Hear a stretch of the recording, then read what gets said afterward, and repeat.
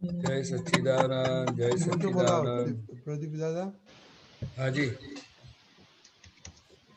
त्रिमंत्र। हाँ।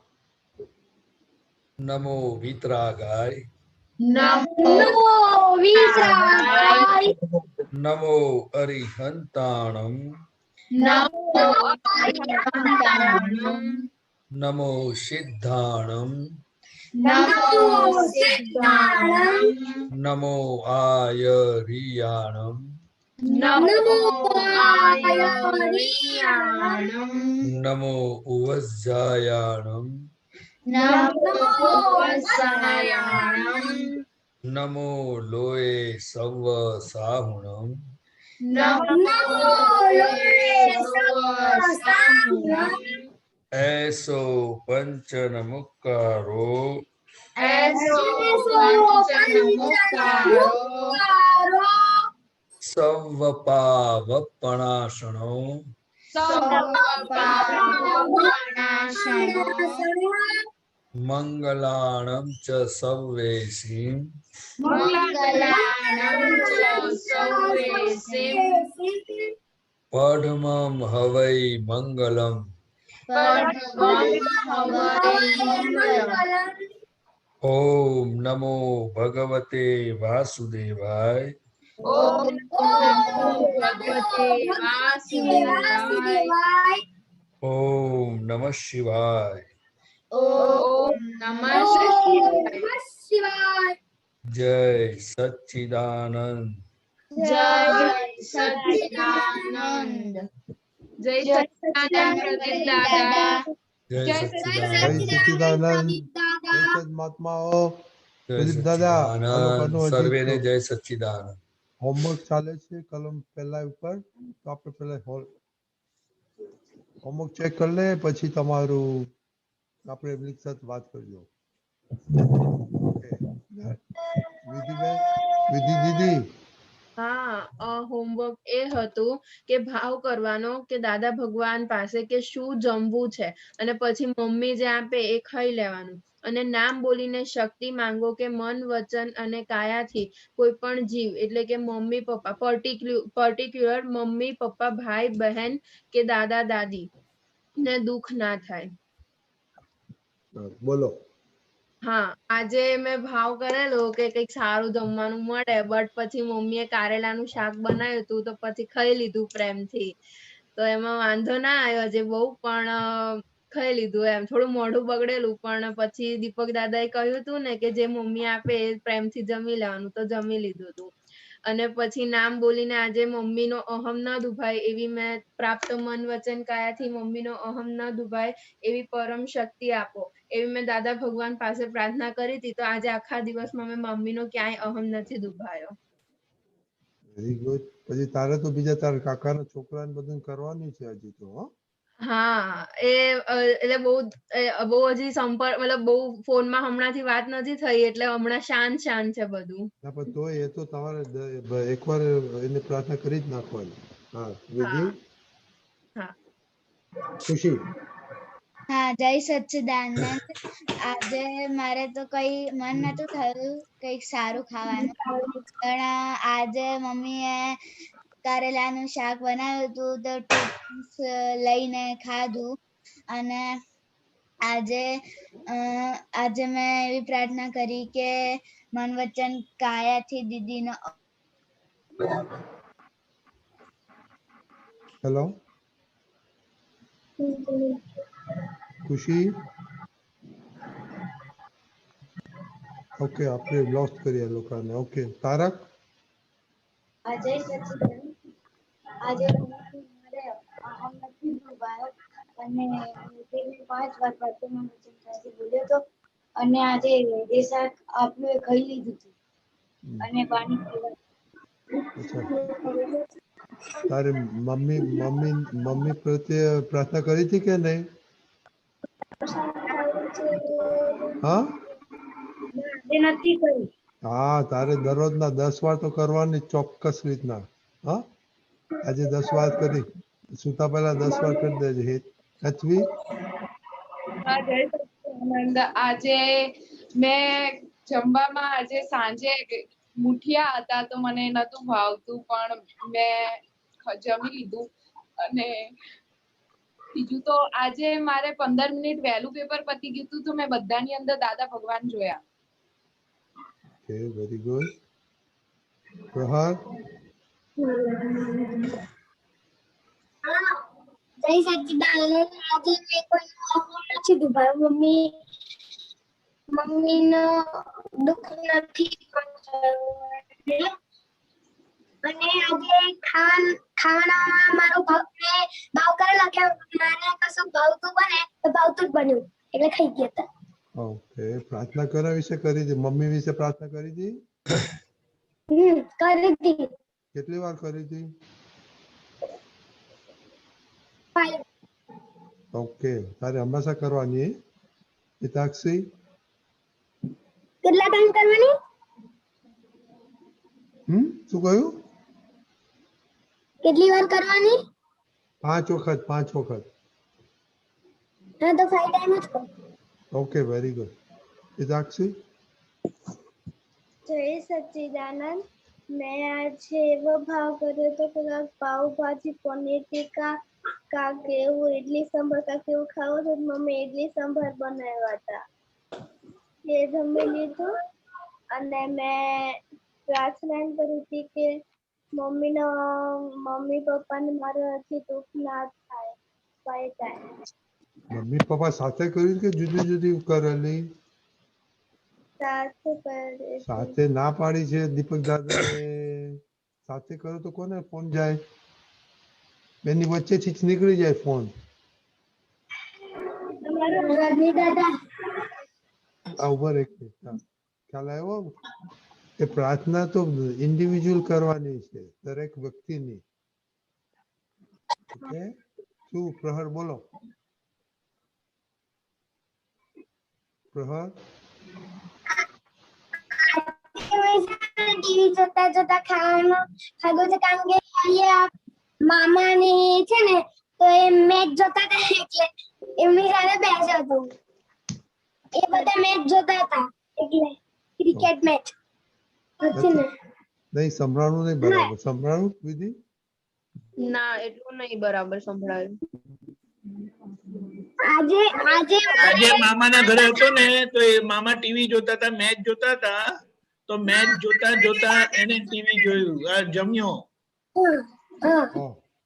તો 5 મિનિટ થોડું ના જોયું તો ના ચાલે? શું? એ ખાવાના ટીવી છે ને, ટીવી રસોડામાં છે ને તમારું? ના બહાર છે, ડ્રોઈંગ રૂમમાં. જમવાનું તો રસોડામાં ના હોય? બધા ત્યાં બેઠા, એટલે હું ત્યાં બેઠો. એકલો ત્યાં શું કરું? કોઈ હતું નહીં ત્યાં. રજની દાદા બધા સાથે બેસે. તો રણજી દાદા, ઘરના બધા લોકો ટીવી જોતા જોતા ખાય છે. ઓહો, તો શું કરશો હવે? પ્રદીપ દાદા પછી એમની સાથે વાત કરજો. હા, બોલો. રજની દાદા, મેં ટીવી જોતા જોતા સવારે નાસ્તો કરી લીધો હતો. ઓહો, પ્રદીપ દાદા શું કરશું આપણે? વાત તો કરો. મામાને મેચ બહુ છે, ક્રિકેટમાં બહુ શોખ છે, એટલે જોતા હતા. ફાઇનલ છે ને ઇન્ડિયા ઇંગ્લેન્ડની. ચાલો, જય સચ્ચિદાનંદ. જય સચ્ચિદાનંદ. દાદા ભગવાને કહ્યું કે ગમતું અને ના ગમતું એ મનનો પ્રશ્ન છે. એટલે આપણને જે વસ્તુ ભેગી થાય છે એ આપણા હિત માટેની છે, અને આપણે જ એને બોલાયેલી છે. કારેલાનું શાક ભેગું થાય, મુઠિયા ભેગા થાય, કે પછી જે કંઈ ભેગું થાય તે.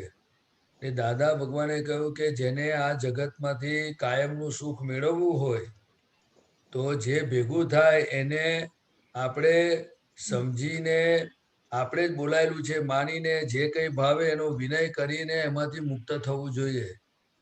જેને દાદા ભગવાને કહ્યું કે જ્ઞાન ભાષામાં એને સમભાવે નિકાલ કહ્યો.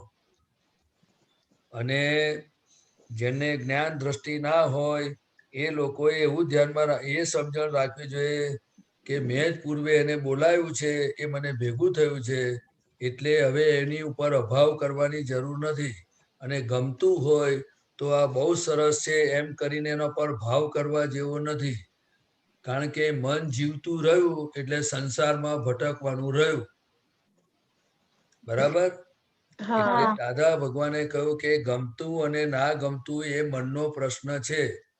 એટલે એમાંથી આપણે કેવી રીતે નીકળી જવું જોઈએ એ આપણે શીખવાની જરૂર છે. બરાબર? બીજી વસ્તુ કે વિજ્ઞાનની દ્રષ્ટિએ જે જમવાનું ભેગું થાય છે એ અંદર બધા પડેલા પરમાણુઓ છે.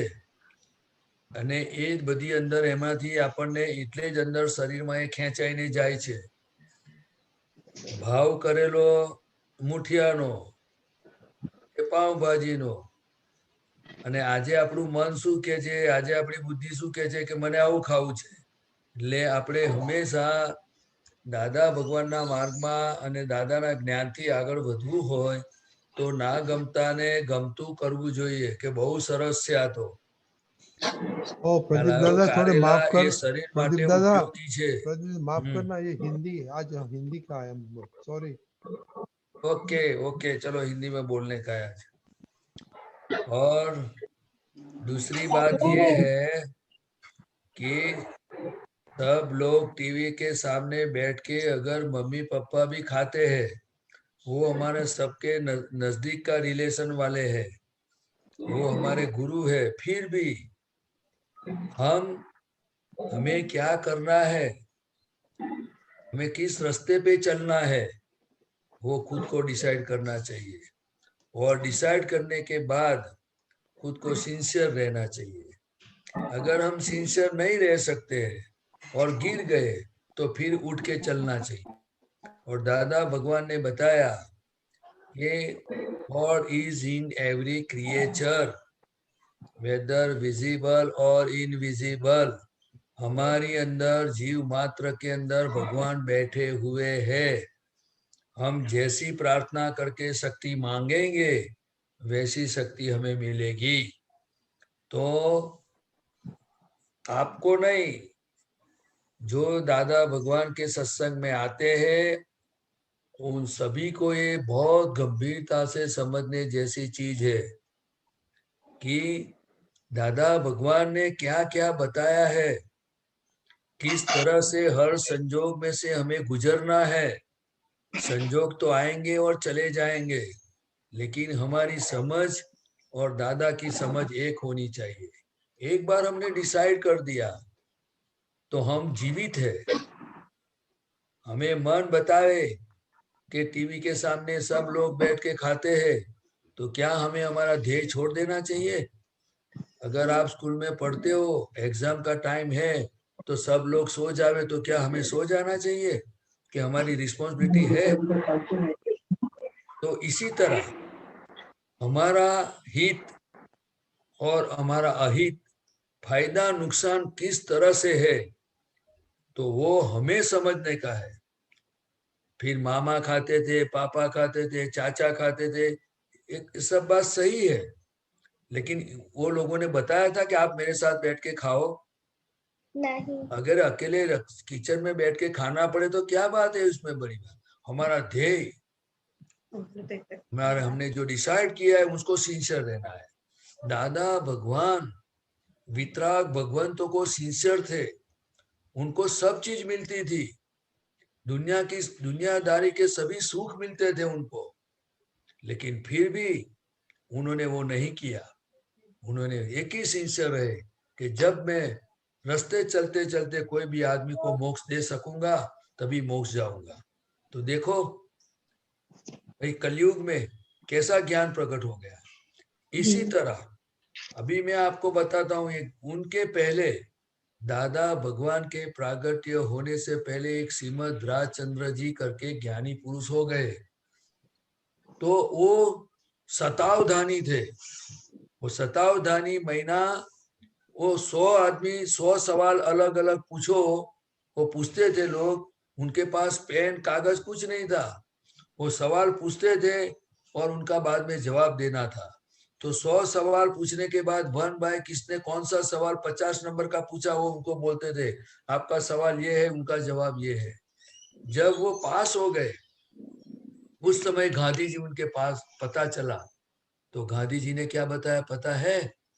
अरे आप इतने समर्थ और शक्तिशाली हो, जो शब्द मेरे हिसाब से मैं लगाता हूँ, हाँ, किताब में मैंने पढ़ा नहीं है, तो आप फॉरेन में जाओ और आपकी बहुत बड़ी नामना होगी, बहुत पैसा मिलेगा, बहुत अच्छा होगा आपके लिए। तो उन्होंने क्या बताया मालूम है? उन्होंने बताया कि मेरा ध्येय एक आत्मा प्राप्त करने के लिए है, पैसा कमाने के लिए नहीं है। तो उन्होंने इतने सारे खानदान में जन्म हुआ था, सब कुछ था, फिर भी जब समय मिलता था तब वो जंगल में ईडर के पहाड़ियों पे, वडवा जैसे खंभात गुजरात में, आगाश गुजरात में आनंद के पास, वहां जाके झाड़ियों में बैठ के, उस समय इतनी बस्ती नहीं थी, तो वहां बैठ के खुद आत्मा का साधना और रिसर्च कर रहे थे और उनको आत्मा की प्राप्ति हो गई। तो इसी तरह ज्ञानी पुरुष के लिए हमें क्यों जरूरत है, उनकी क्यों कीमत है? तो हमें ज्ञानी पुरुष के पास सीखना है कि हर संजोग में हमारा ध्येय को कैसे सिंसियर रहना है। अगर हम कलयुग में हम कच्चे पड़ जाते तो डरने का नहीं है। दादा भगवान ने इससे आगे बताया कि गिर जाओ तो फिर उठो और शक्ति मांग के चलो। गिर जाओ फिर 1,00,000 बार गिरो, लेकिन 1,00,000 बार पक्का निश्चय करो कि दादा मुझे शक्ति दो, मुझे अभी टीवी के सामने बैठ के खाना नहीं है, ये मेरी गलती हो गई है। लेकिन ये सभी चीज जितनी बाय हार्ट कोई भी प्रार्थना करेंगे, ये शब्द की कीमत नहीं है, इसमें हार्ट की कीमत है। तो कोई भी करेगा वो सफल हो जाएगा, क्योंकि दादा भगवान का ऐश्वर्य, दादा भगवान की कृपा और प्रत्यक्ष अरिहंत भगवान श्री सिमंदर स्वामी आज प्रत्यक्ष है। हमें जितना फायदा उठाना है तो उठा सकते हैं। हम जानते हैं कि हमारी शक्ति नहीं है, हम जानते हैं कि हमारे कर्म और संजोग हमें भटका देते हैं, कहीं इधर उधर चले जाते हैं, उसमें से सुख ले लेते हैं, कभी कभी तो 2 घंटा 3 घंटा चले जाते हैं। लेकिन फिर भी डरो मत, जब भी आपको पता चले फिर से हमें दादा को, सिमंदर स्वामी को प्रार्थना करना है और हमें ध्येय में सिंसियर रहना है, वो हमें अंदर से नक्की करते जाए। आप समझे? आपको थोड़ा बहुत काम आएगा? बहुत मैं काम आप आएगा। एक मैं दूसरी बात बताता हूँ कि हिमालय जैसे पहाड़ पर हम पढ़ते थे तब आता था तानसेन एंड हिलेरी। वो उस समय पहले ये लोग शिखर पे जाके वो लोग बर्फ की पहाड़ियों में चढ़ के पहली बार भारत का झंडा लहराया था। तो वो शक्ति रिलेटिव में भी कोई नहीं जाता था, कई लोग वापिस आ गए, लेकिन वो उधर जाके उन्होंने, वो नाम तो अभी दीपक आनंद जी को पूछना पड़ेगा, लेकिन पढ़ाई में आता था उस समय। तो ऐसे हमारा निश्चय मजबूत होना चाहिए, जितना आप नक्की करो वो हिसाब से चलो, लेकिन मन का ताका तन चले, ताका सर्वस्व जाए। मुझे भी मन कई संजोगों में नेगेटिव दिखाता होगा और दिखाता भी है, लेकिन मैं तुरंत दादा भगवान को और सिमंदर स्वामी को जब भी पता चलता है मैं प्रार्थना करता हूँ, दादा भगवान, हे सिमंदर स्वामी प्रभु, इस नेगेटिव चीज से मुझे दूर करो, मुझे शक्ति दो। से आपको शक्ति मांग मांग के चलना पड़ेगा, क्योंकि हम कलयुग के में जन्म लिया है। कलयुग में हमारी शक्ति आवरण आ गया है, उसके ऊपर लेयर लग गया है, जिनको दादा भगवान बोलते थे कि शक्ति फ्रैक्चर हो गई। तो अभी दादा की भक्ति के लिए, पढ़ाई के लिए, हमारा सुखाकारी जीवन के लिए हमने जो भी डिसाइड किया है कि हमें किसी को दुख नहीं देना है, वो कितनी बड़ी प्रार्थना है, कितनी बड़ी भावना है। तो अगर हम चूक जावे तो हमें लक्ष्य रखना है कि दुख हो गया, अभी से नहीं, बाहर से पता चले फिर बाद में मन से दुख होता है, में भी हमें जागृत रहना है। लेकिन आप बहुत पुण्यशाली है, आपको अच्छा संजोग मिला है। मैं आपके माँ बाप को, सभी आपदा पुत्रों को, महात्माओं को, सभी को मेरा नमस्कार है कि दादा का जो मैसेज है, दादा की जो कल्याण की भावना थी, उसमें आज सभी महात्मा तन मन धन से लगे हुए हैं और सबकी भावना सफल हो। लेकिन प्रहर का एक ही क्वेश्चन लक्ष्य है रखना है कि दादा ने क्या बताया है और मुझे क्या करना है। बस वो बात कहीं न कहीं से भी आप समझ लो और उसका एक्सपेरिमेंट करो। मैं तो इतना जानता हूँ कि मैं तो हमेशा दादा को कहता हूँ कि मुझे आपके पर भी शंका आ जाए, ऐसा मेरा कचरा माल पड़ा हुआ है। सिमंदर स्वामी भगवान को भी मैं कहता हूँ कि आप इतने समर्थ प्रत्यक्ष हरिहर भगवान होते हुए भी मेरा मन कभी कभी आपसे मुझे दूर ले जा रहा है। प्रभु आप मेरे पर कृपा करना। तो मुझे लगता है कि आपको तो अच्छा है, आपको जरूरत पड़ेगी, हाँ दादा को प्रार्थना करने की जरूरत पड़ सकती है। हाँ पड़ सकती है। तो बस, तो आपको पता चला है कि मुझे जरूरत है तो फोन लगाना, हे सिमंदर स्वामी, हे दादा भगवान, मुझे शक्ति दो, मुझे सही रास्ते पे चलना है। जो रास्ते पे आप मुझे ऐसा रास्ता दिखाओ कि मुझे अभी भटकना नहीं है, बस। आप प्रदीप समझे? दादा, हाँ जी, प्रहर का एक क्वेश्चन है, बोलिए। हाँ प्रहर। बताइए जी। मेरा क्वेश्चन है कि तीसरी और 8वीं कलम में आता है अवर्णवाद, अपराध और अविनय, उसका मतलब क्या है? उसका मतलब अभी 9 कलमों की जो किताब है उसमें गुजराती में सभी 9 कलमों का एक्सप्लेनेशन एग्जाम्पल के साथ दिया हुआ है। लेकिन आपकी उम्र के हिसाब से मैं इतना ही बता देता हूँ कि हमें किसी की बुराई नहीं करनी चाहिए, जितनी है इतना ही बोलना चाहिए। समझो किसी ने कोई एक बार झूठ बोल दिया तो हमें बोलना इतना ही बोलना चाहिए कि भी वो कभी झूठ बोलता है लेकिन वो हमेशा के लिए झूठा ही है, ऐसा बोलना वो अवर्णवाद है। क्या है, आप समझे? हाँ, आदमी में कभी झूठ बोलता है वो, लेकिन बाकी की चीज में सच भी बोलता होगा कि नहीं बोलता होगा। इसलिए सभी इंसानों के अंदर कुछ अच्छाई होती है, 100% बुराई नहीं होती, लेकिन 100% बुराई की बात करना, वो समझ के साथ बोलना कि वो ऐसा ही है, वो अवर्णवाद है। समझे? समझे? तो हमें अभी आपकी उम्र में आपको क्या समझना है, 9 कलम दादा की हर बात समझने की जरूरत है। लेकिन आज के दिन में आपको रिक्वेस्ट करता हूं कि आप सुबह से शाम तक जो आपका जीवन जाता है उसमें आप कैसी कैसी गलतियां होती है, तो वो गलतियां को आप पूरे रिसर्च करो या उसका ख्याल रखो और वो गलतियों से आप मुक्त होने की कोशिश करो।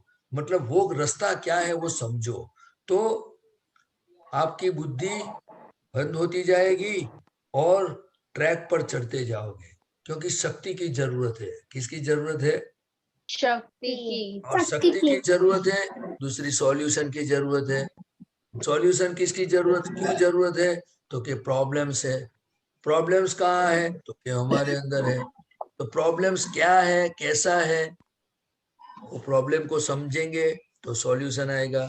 सॉल्यूशन आएगा तो हमें सुख शांति होगी, हमारी प्रगति होगी, दादा पर श्रद्धा बढ़ेगी, शक्ति बढ़ेगी। समझे ना? मैं आपको एक बात बताऊं कि हम जब स्कूल में पढ़ते हैं तो फर्स्ट स्टैंडर्ड में जाने से पहले हमें मम्मी 1 2 3 सिखाते हैं, बराबर है? हाँ। मैं बराबर बोलता हूँ ना? तो फर्स्ट स्टैंडर्ड के लिए 1 to 10 1 to 100 इज करेक्ट है। फिर जब आप फर्स्ट स्टैंडर्ड के बाद सेकंड में जाते हो तो स्टेप बाय स्टेप आपको ABCD ये वगैरह वर्ड्स ये सब आपको सीखना पड़ता है और टीचर सिखाते हैं, बराबर है? फिर आगे जैसे जैसे आप स्टैंडर्ड में बढ़ते जाते हो तो उस समय आपको ऐसे लिखाते हैं, पोएम सिखाते हैं, क्वेश्चन आंसर में लिखना होता है। आपको समझ में आया मेरी बात? तो मैं अभी आपको लगता हो कि मैं बड़ा हो गया, लेकिन ये मेरी बात कर रहा हूँ। आपके लिए तो काम लगे तो ले लेना, लेकिन अभी मैं दादा का बच्चा भी बनने के लिए मेरे में क्वालिफिकेशन मुझे नहीं दिखती है। इसीलिए अभी मैं 1 to 10 सीखने की कोशिश में हूँ। इसीलिए कि रेगुलर त्रिमंत्र कैसे पढ़ा जाए, प्रार्थना कैसे की जाए, जीवन में जो हर संजोग में कैसे रहना है, कैसे बोलना है, वाणी से कैसे दुख होता है, मेरा जीवन कैसा है, वो अभी मैं ये सब उनके पीछे लगा हुआ हूँ। और मैं आपको भी यही बताता हूँ कि जब जब जितनी कमजोरियां हमें दिखेगी, जितनी गलतियां दिखेगी, तो ही उनका सॉल्यूशन आएगा। और जब ये सॉल्यूशन आएगा तो फिर आगे और हम बढ़ सकते हैं। जैसे आपको 1 to 10 आ गया, 1 to 100 आ गया, तो आपको पूछेगा कोई कि 1 and 2 इज इक्वल क्या होता है, तो आप बोलोगे 12, और 5 0 बोलेंगे तो 50, 1 5 मीन्स 15। आपको समझ में आया ना? तो हमें पहले ये चीज समझने की जरूरत है। तो मैं आपको निवेदन करता हूँ, मेरा रिक्वेस्ट है कि आप ऐसे स्टडी स्टार्ट करो कि डे बाय डे दादा भगवान की अनुभूति हो, आपके पास शक्तियों का खजाना है, वो खुलता जावे, आनंद बढ़ता जावे, तो पूरा विज्ञान समझ में आ जाएगा। उसमें उम्र की कोई जरूरत नहीं होती है, लेकिन बेसमेंट सॉलिड होना चाहिए। क्या होना चाहिए?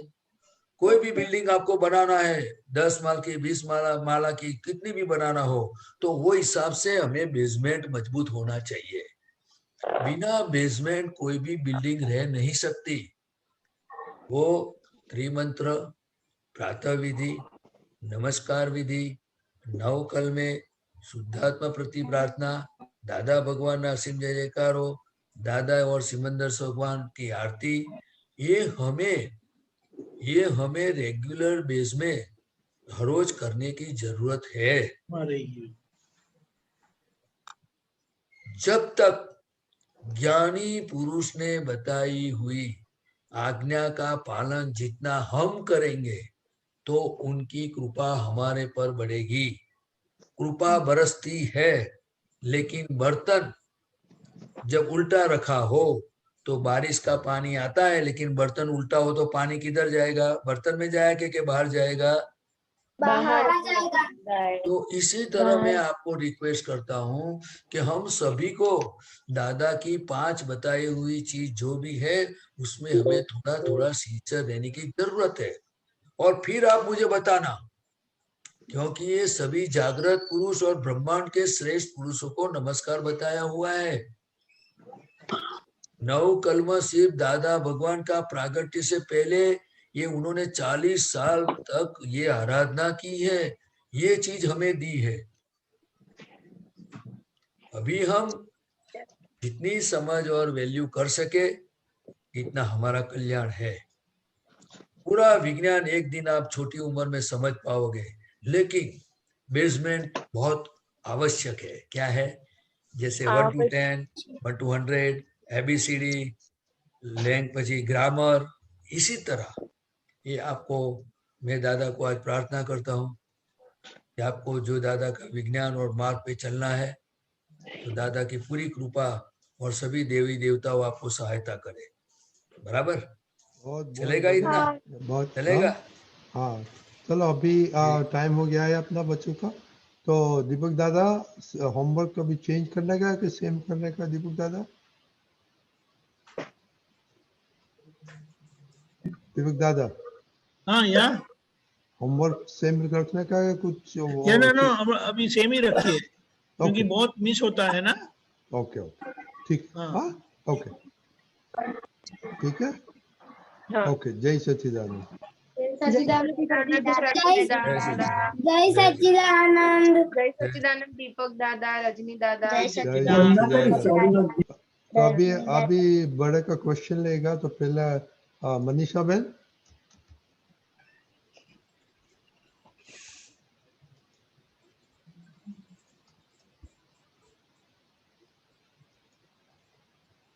जय सच्चिदानंद प्रदीपानंद जी, कोटि कोटि प्रणाम।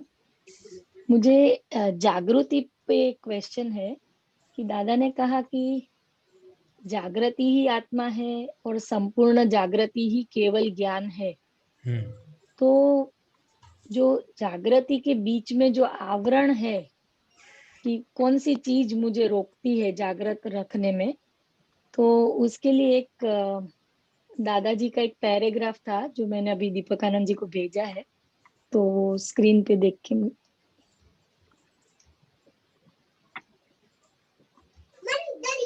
જોવું જાણવું અને જાગૃતિ વચ્ચે શો ફરક? દાદાશ્રી કહે જોવું જાણવું અને જાગૃતિ બે જુદી વસ્તુ છે. જોવું જાણવું એ તો કરેક્ટનેસ છે અને જાગૃતિ તો વધઘટ થાય, આવરણને આધીન છે. હમણે જો કદી દૂધપાક ખાધો હોય તો જાગૃતિ ડૂલ થઈ જાય અને ભૂખ્યા રહ્યા હોય તો જાગૃતિ વધી જાય. દૂધપાક ખાઈ જોજો ને એક દહાડો જાગૃતિ કેટલી રહે છે ખબર પડશે દૂધપાકથી. तो जैसे ये एक आवरण है आहार का, वैसे आहार के आवरण के बारे में भी बताइएगा, इसमें थोड़ा सा बोला है दादाजी ने, पर ऐसे कौन से आवरण है जो मुझे जागृति में नहीं आने देते? देखो, और ये जोऊ जानवू वो करेक्टनेस है, वो तो जब जागृति बढ़ेगी तब वो करेक्टनेस की ओर जाएंगे. जागृति तो बढ़ेगी तभी तो जाएंगे, लेकिन ये कैसा है कि जो जानू जो बात है वो आत्मा का मूल स्वभाव है. क्या है? जी, मूल स्वभाव है, उनका स्वभाव है. ज्ञाता दृष्टा उनको बोलते हैं, शास्त्रों की भाषा में ज्ञाता दृष्टा बोलते हैं. ये आत्मा का मूल स्वभाव है. क्या है? जी, और जी, ये जो जागृति है वो हमें अभी प्राप्त तो हो गई है कि प्रज्ञा शक्ति खुली हो गई है, लेकिन ये अभी ये पुद्गल तो जो है उसमें हमारा पूरा कर्मों का हिसाब, फाइलों को तो सब बाकी है जी, फाइलों बाकी है, सब पेंडिंग है. जब तक ये फाइल पड़ी है तब तक तो जागृति कैसे आएगी? आएगी और जाएगी. जैसे कि आपने खाना खाया तो ये तो फिजिकल स्थूल दाखला दिया दादा ने जी, कि जी, हम खाना खाते तो उनकी असर होती है, सभी चीजों की इफेक्ट है. क्या है? जी, जी, इफेक्ट तो है. कर्मों के जो आवरण है तो उनकी भी इफेक्ट तो आएगी कि नहीं आएगी, क्योंकि सब फाइल पेंडिंग है अभी. जी, जैसे देखो कि अभी आप समझो कि बीमारी का उदय आया, जी, बराबर, बीमारी का उदय आया तो ऑन दी स्पॉट हमें रहेगा नहीं कि मैं शुद्धात्मा हूं और ये प्रदीप भाई को बीमारी है, क्योंकि हमें अभ्यास नहीं है ना. जी, इसीलिए क्या होगा तो कि एक बार तो ऐसा हो जाएगा कि मुझे हुआ, तो ये जागृति है क्या अजागृति है? अजागृति है. हाँ, तो कि कर्म का उदय आया है तो कर्म के उदय के समय हम खुद मान लेते कि मुझे हुआ. आप समझे ना मेरी बात? जी, जी, जी. इसी तरह फिर ये प्रज्ञा शक्ति है, वो फिर जब अपने बताती है तो कि शरीर को हुआ है, मैं तो शुद्धात्मा हूँ, ये व्यवस्थित ने भेजा है, मैं तो शुद्धात्मा हूँ, ये तो संभव से निकाल करना है, तो फाइल है. तो धीरे धीरे फिर ये जागृति काम करती है. तो धीरे धीरे धीरे धीरे फिर क्या है, तो ये अपना प्रज्ञा शक्ति क्या करती है कि किसी भी तरह हमें आत्मा की ओर ले जा रही है. मतलब कि ये अवस्था में हमें अवस्थित होने नहीं देती है. वो प्रज्ञा शक्ति का काम है. क्या है? जी, जी, प्रज्ञा शक्ति. लेकिन साथ में अज्ञा शक्ति भी है. अज्ञा शक्ति महीना बुद्धि. जी. हाँ, तो बुद्धि तो जब तक हमने इतने सालों से बुद्धि से इतने अवतार तक जिंदा रहे और सब व्यवहार उनकी बात मान के किया है तो बुद्धि थोड़ी चली जाएगी.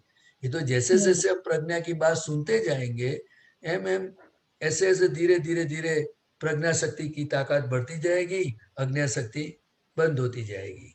तो फिर ऐसे करते करते इंटरिम गवर्नमेंट में से धीरे धीरे फुल गवर्नमेंट होती जाएगी. तो पूर्ण जागृति है. पूर्ण जागृति महीना स्थूल संयोगो, सूक्ष्म संयोगो, वाणी ना संयोगो, पर है न पराधीन है. अवस्था मात्र कुदरती रचना है. मैं ज्ञाता दृष्टा मात्र हूँ, टंको तीर्ण हूँ, आनंद स्वरूप हूँ. वो धीरे धीरे प्रयोग से होता जाएगा. जी. फिर वो उनको स्पष्ट वेदन बोलते हैं. क्या बोलते हैं?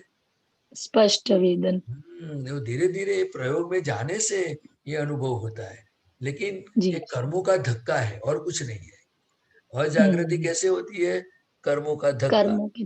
और कर्मों का धक्का में दूसरा क्या है कि हूँ पणु ने मारा पणु. શું કહેવાય એને? હું પણું એન મારા પણું. એટલે અવસ્થાને આપણે અત્યાર आज तक हमने ज्ञान मिलने से पहले हमें उनको यही समझा ना कि मैं हूँ और ये मेरा है, ऐसा ही रहा है ना अपने को।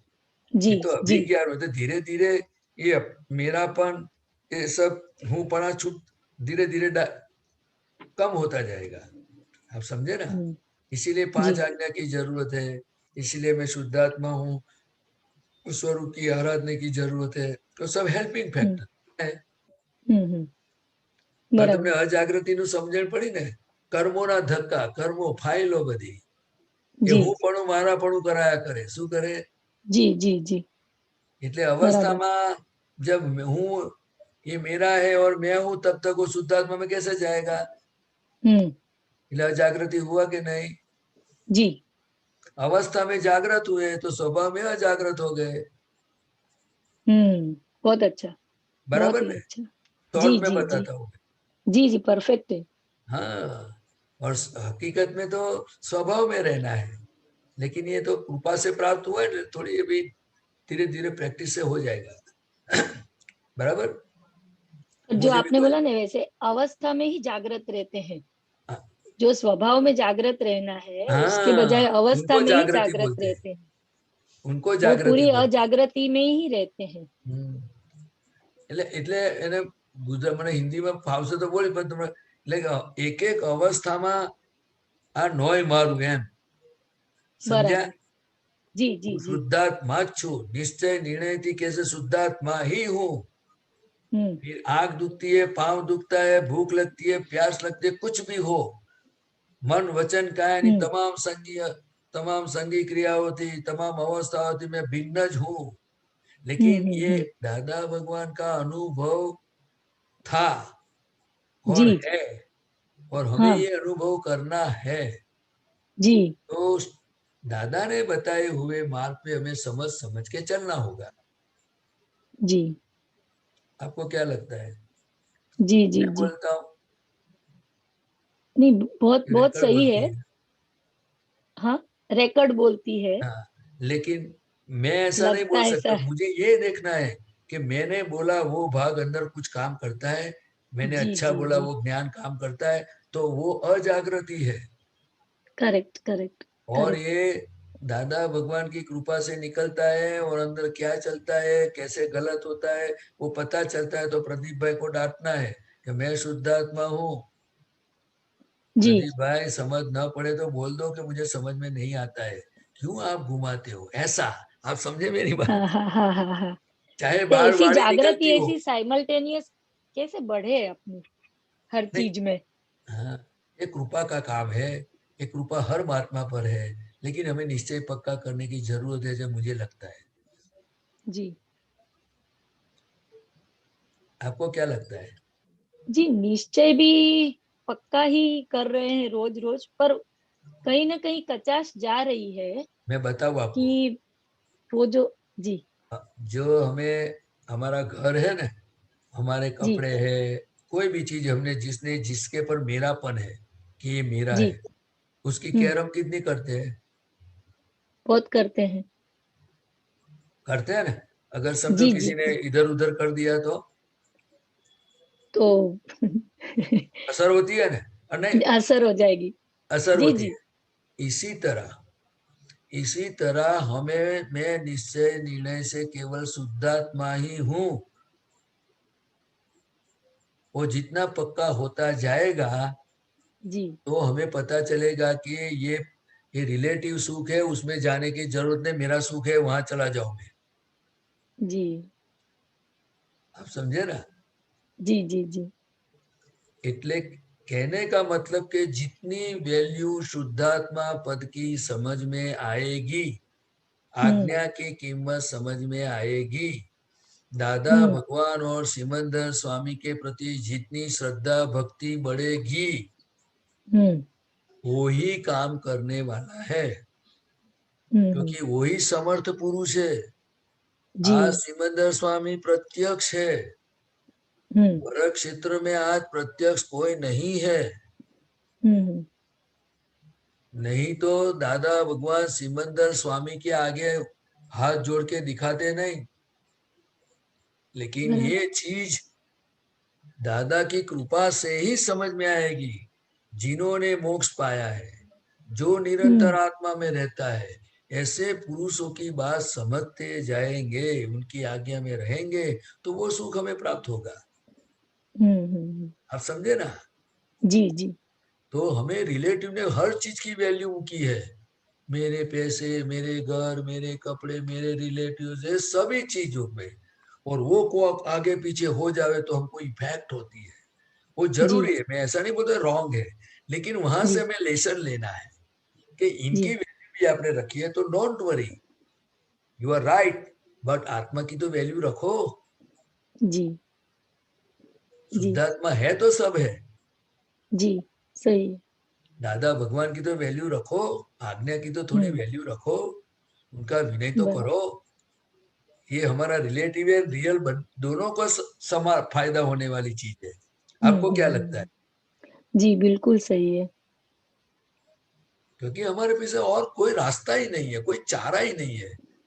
जी बिल्कुल। मुझे जो समझ में आता है वो मैं आपको बताता हूँ। हाँ हाँ, एकदम सही बात है, एकदम सही बात है। देखो, मैं एक और बात बताऊं। अगर कोई व्यक्ति को अगर मुंबई जाना है, जी, अगर वो प्लेटफॉर्म पे चला गया और ट्रेन स्टार्ट हो गई, अगर उन्हें डेयरिंग करके एक बार उन्होंने डंडा पकड़ के जहां भी आए वहां घुस गया, तो फिर क्या होगा?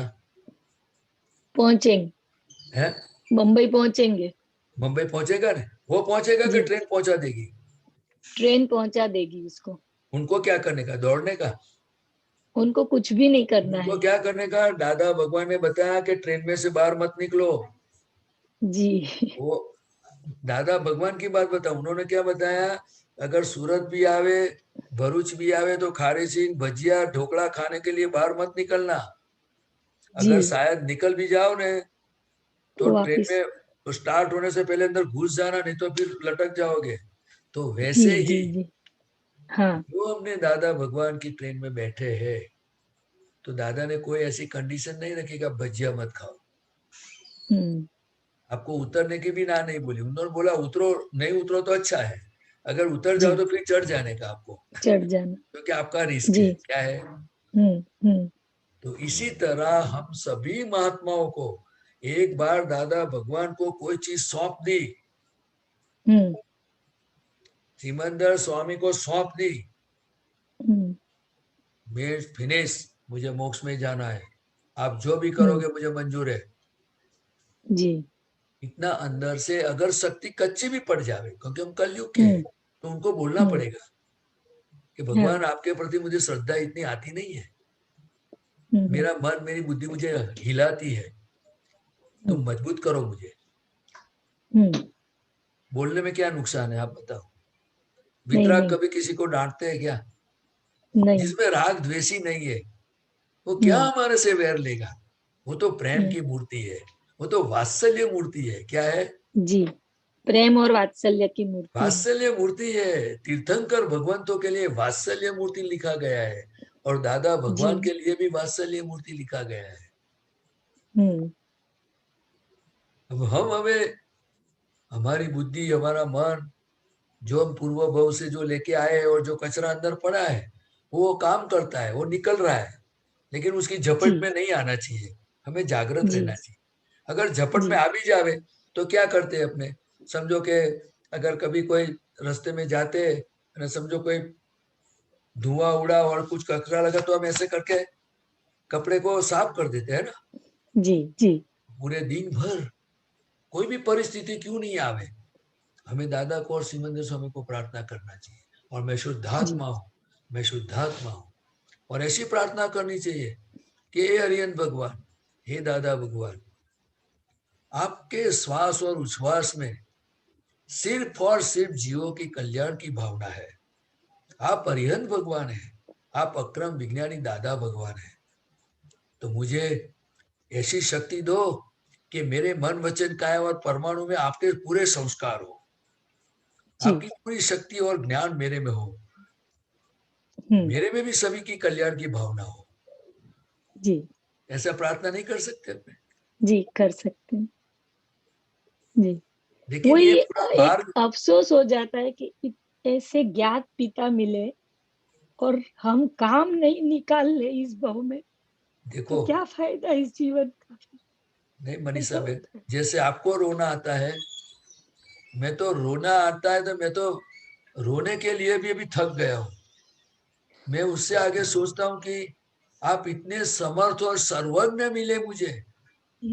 सर्वज्ञ महीना उनके आगे और कुछ नहीं है, उनके आगे नमो सिद्धाणम ही है। लेकिन फिर भी मैं आप्त पुत्र होते हुए कैसे मैं बोलूं मैं आप्त पुत्र हूं? जो मेरे हृदय में और मेरे श्वास उश्वास में जो भक्ति और उनके प्रति जो सिंसियरिटी होनी चाहिए वो मेरे में भी कमी है। क्या करूं? लेकिन फिर भी पीछे लगा रहता हूं, पीछे लगा रहता हूं। बस अभी थकना नहीं है, क्योंकि हमें पता चल गया कि दादा और सिमंदर स्वामी वो अल्टीमेट और फाइनल चीज है। हमारा कल्याण वही होने वाला ही है।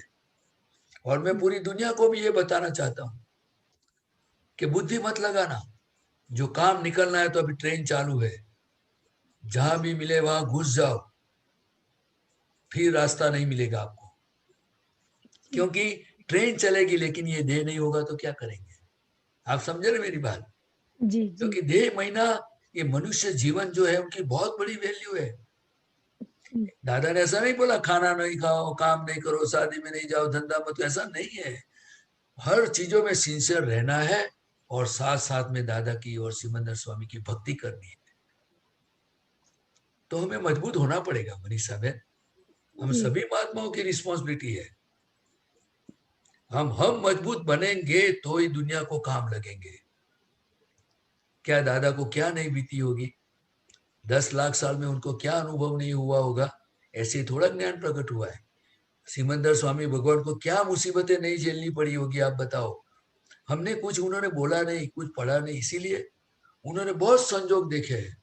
लेकिन फिर भी एक ही लक्ष्य लेके चले थे, मुझे आत्मा प्राप्त करना है, जगत का कल्याण होना चाहिए।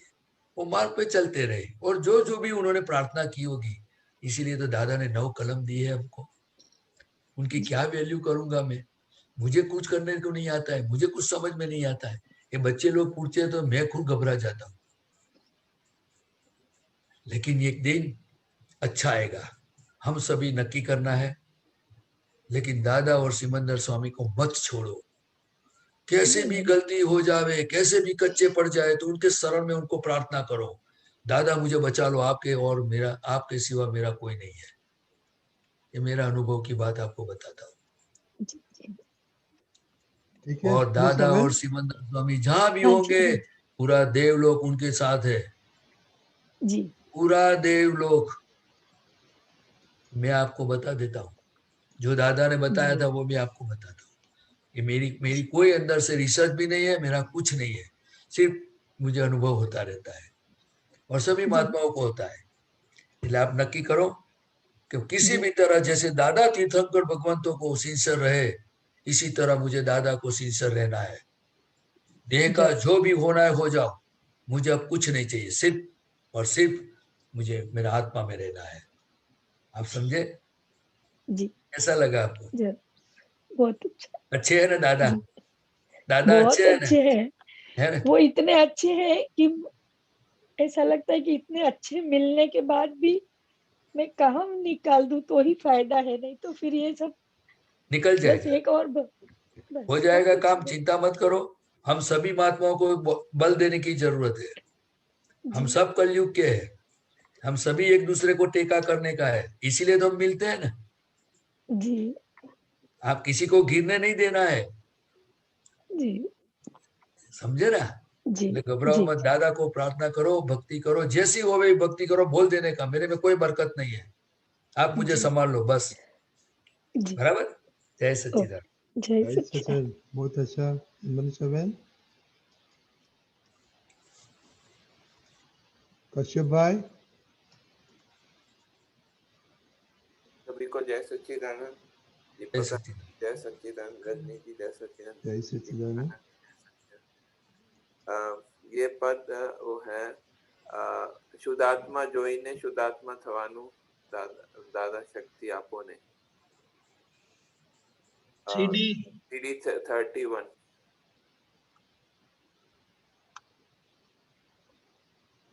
बोलिए. उसमें एक दो लाइन है, संयोगो वियोगी તેથી સગળી દેહદ્યાસી વૃત્તિ બાળોને પંચાજ્ઞા પંચામૃત સરસ પાચક पुरुषार्थी पुष्टि आपो ने.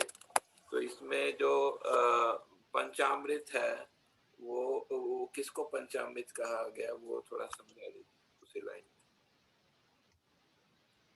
देखो, व्यवहार में जब अच्छा कुछ प्रसंग होता है, जैसे कि सत्यनारायण भगवान की कथा होती है, कोई अच्छे धार्मिक प्रोग्राम होते हैं, तो उसमें हमें पंचामृत महीना दही, शक्कर, दूध, मध वगैरह डाल के उनको पंचामृत बोलते हैं. अच्छा, सहज मोटू करવું પડશે, પણ દીપક આનંદજી બોલી જાઓ ને सहज. अरे भाई 1 मिनट. हाँ,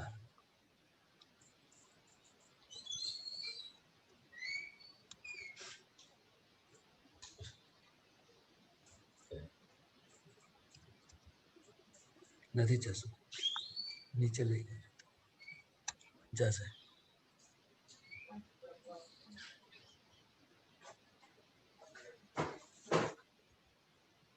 हाँ जी, ये आ गया.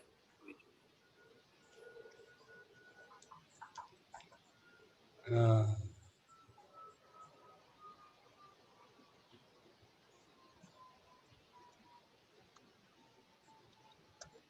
बस बोलू હવે.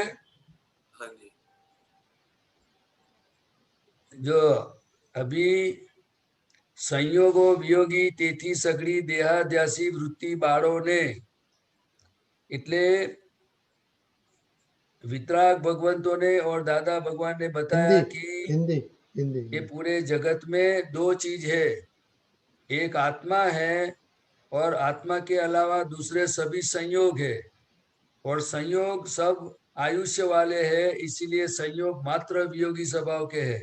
जैसे हमको समझ में आता है कि सुबह होती है तो दोपहर होती है और फिर शाम हो जाती है, रात हो जाती है, फिर सुबह होती है, ये संयोग वियोग होता रहता है. वैसे ठंडी गर्मी का होता है, ऐसे आयुष का भी होता है, बच्चा होता है, बड़ा होता है, फिर बुढ़ा होता है, फिनिश हो जाता है. हर संयोग वियोगी स्वभाव के है, कोई संयोग कायम रहते नहीं है. और ये संयोग है, उसमें हमें मन वचन काय के बारे में बताया है कविराज ने कि इसलिए इस जगत के सभी चीज है वो वियोगी और विनाशी है. इसीलिए तेथी सगड़ी देहाद्यासी वृत्ति बाळों ने, એટલે जो मन वचन काया को मैंने माना है कि मैं खुद आप प्रदीप हूँ, प्रदीप आनंद जी हूँ, और मैं ये हूँ वो हूँ, वो देहाद्यास वाली वृत्ति है, उसको इससे मैं दादा भगवान मुझे मुक्त करो, उसका पूरा नाश हो, और ये देह होते हुए भी मैं निश्चय निर्णय से केवल शुद्धात्मा हूँ, वो मेरा लक्ष्य रहे. और वो लक्ष्य के लिए क्या रास्ता बताया है, तो कि जिन्होंने दृष्टि प्राप्त हुई है उनको बोला कि पंचाज्ञा रिलेटिव रियल व्यवस्थित करता फाइलों नो संभावे निकाल, और मैं शुद्धात्मा हूँ एना ચોપડો. એટલે पंचाज्ञा पंचामृत એટલે કે मन वचन काया ये मृत એટલે विनाशी છે, और ये 5 आज्ञा है वो आत्मा को निरावरण करने वाली है, केवल ज्ञान स्वरूप खुला करने वाली है, इसीलिए उसको पंचामृत बोला गया है. वो अमृत है, परमानेंट, अपने को जन्म मरण से मुक्त कराने वाली है, इसलिए पंच आज्ञा की वैल्यू है.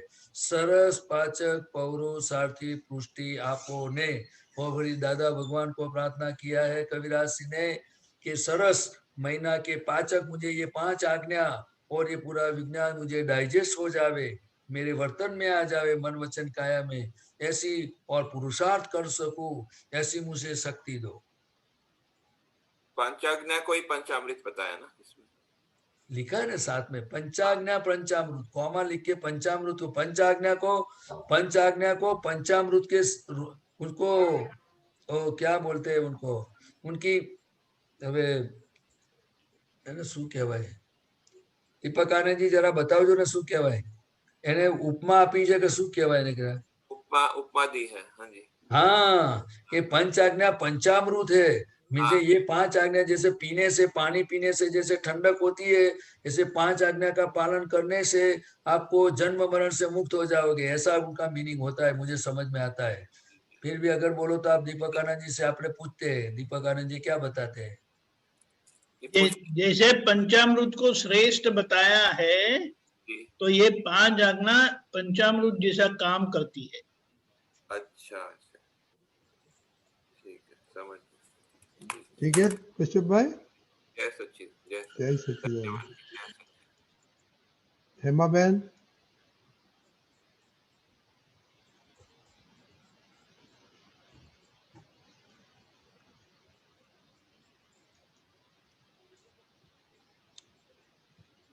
हेमा बहन हाँ हाँ हाँ बोलो।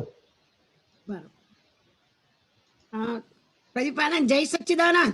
जय सच्चिदानंद। दीपक दादा जय सच्चिदानंद। जय सच्चिदानंद।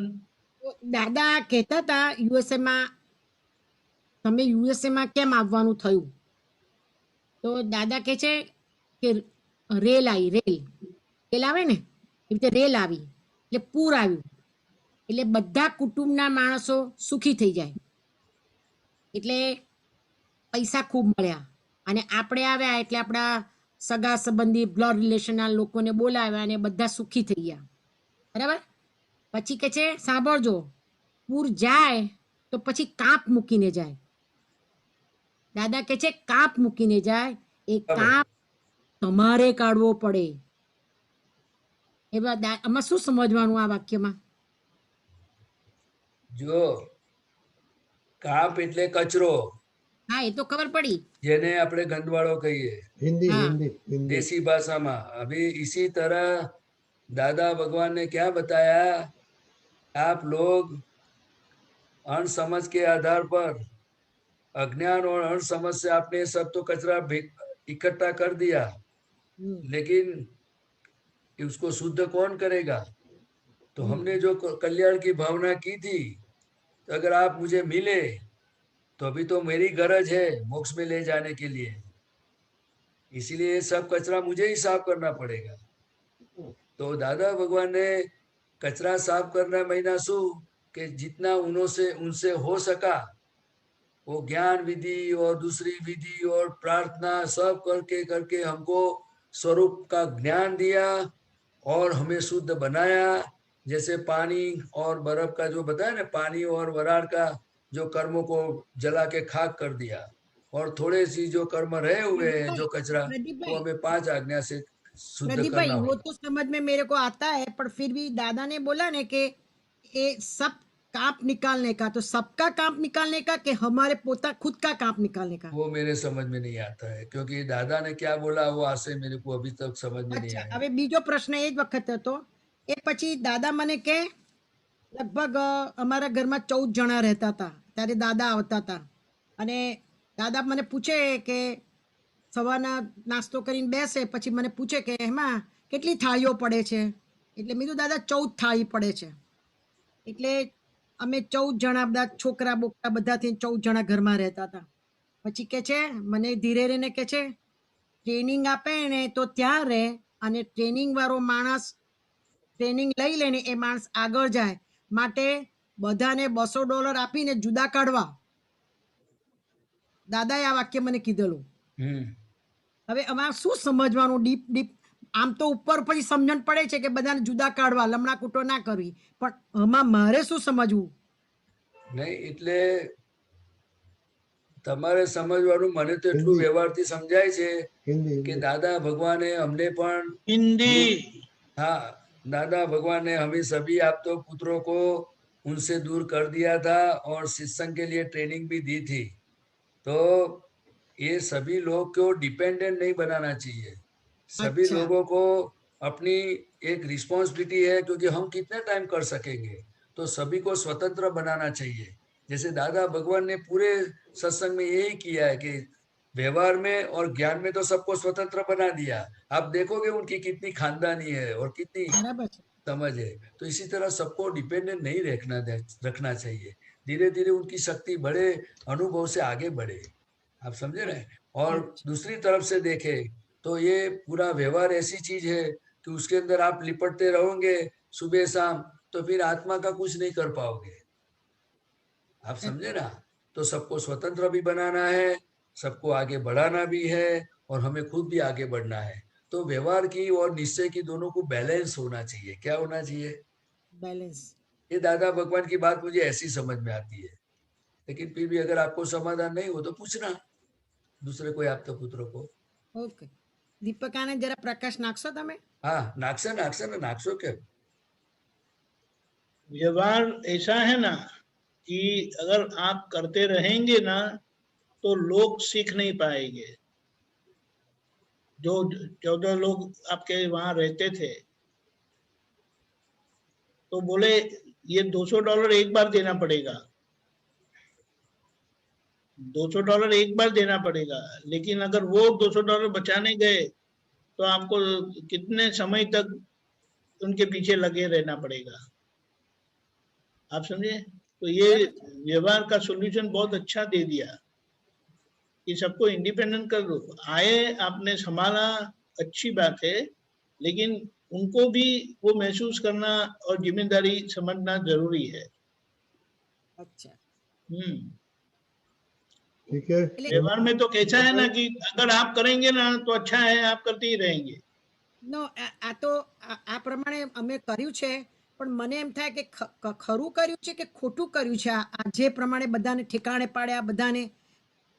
आपने सबको ठिकाने लगाया, अच्छी बात है, लेकिन जो आप करते थे घर पर ही रखते थे तो वो सही बात नहीं था। तो दादाजी ने आपको मार्गदर्शन दिया कि $200 देकर भी उनको मुक्त कर दो, यानी पैसा देके उनको फ्री कर दो और आप फ्री हो जाओ। अच्छा, ठीक है हेमाबेन। अच्छा, बहुत सरस, बहुत सरस। जय तरुबेन सच्चिदानंद। સાંભળજો, આ સવાલ મારો હતો। जय सच्चिदानंद।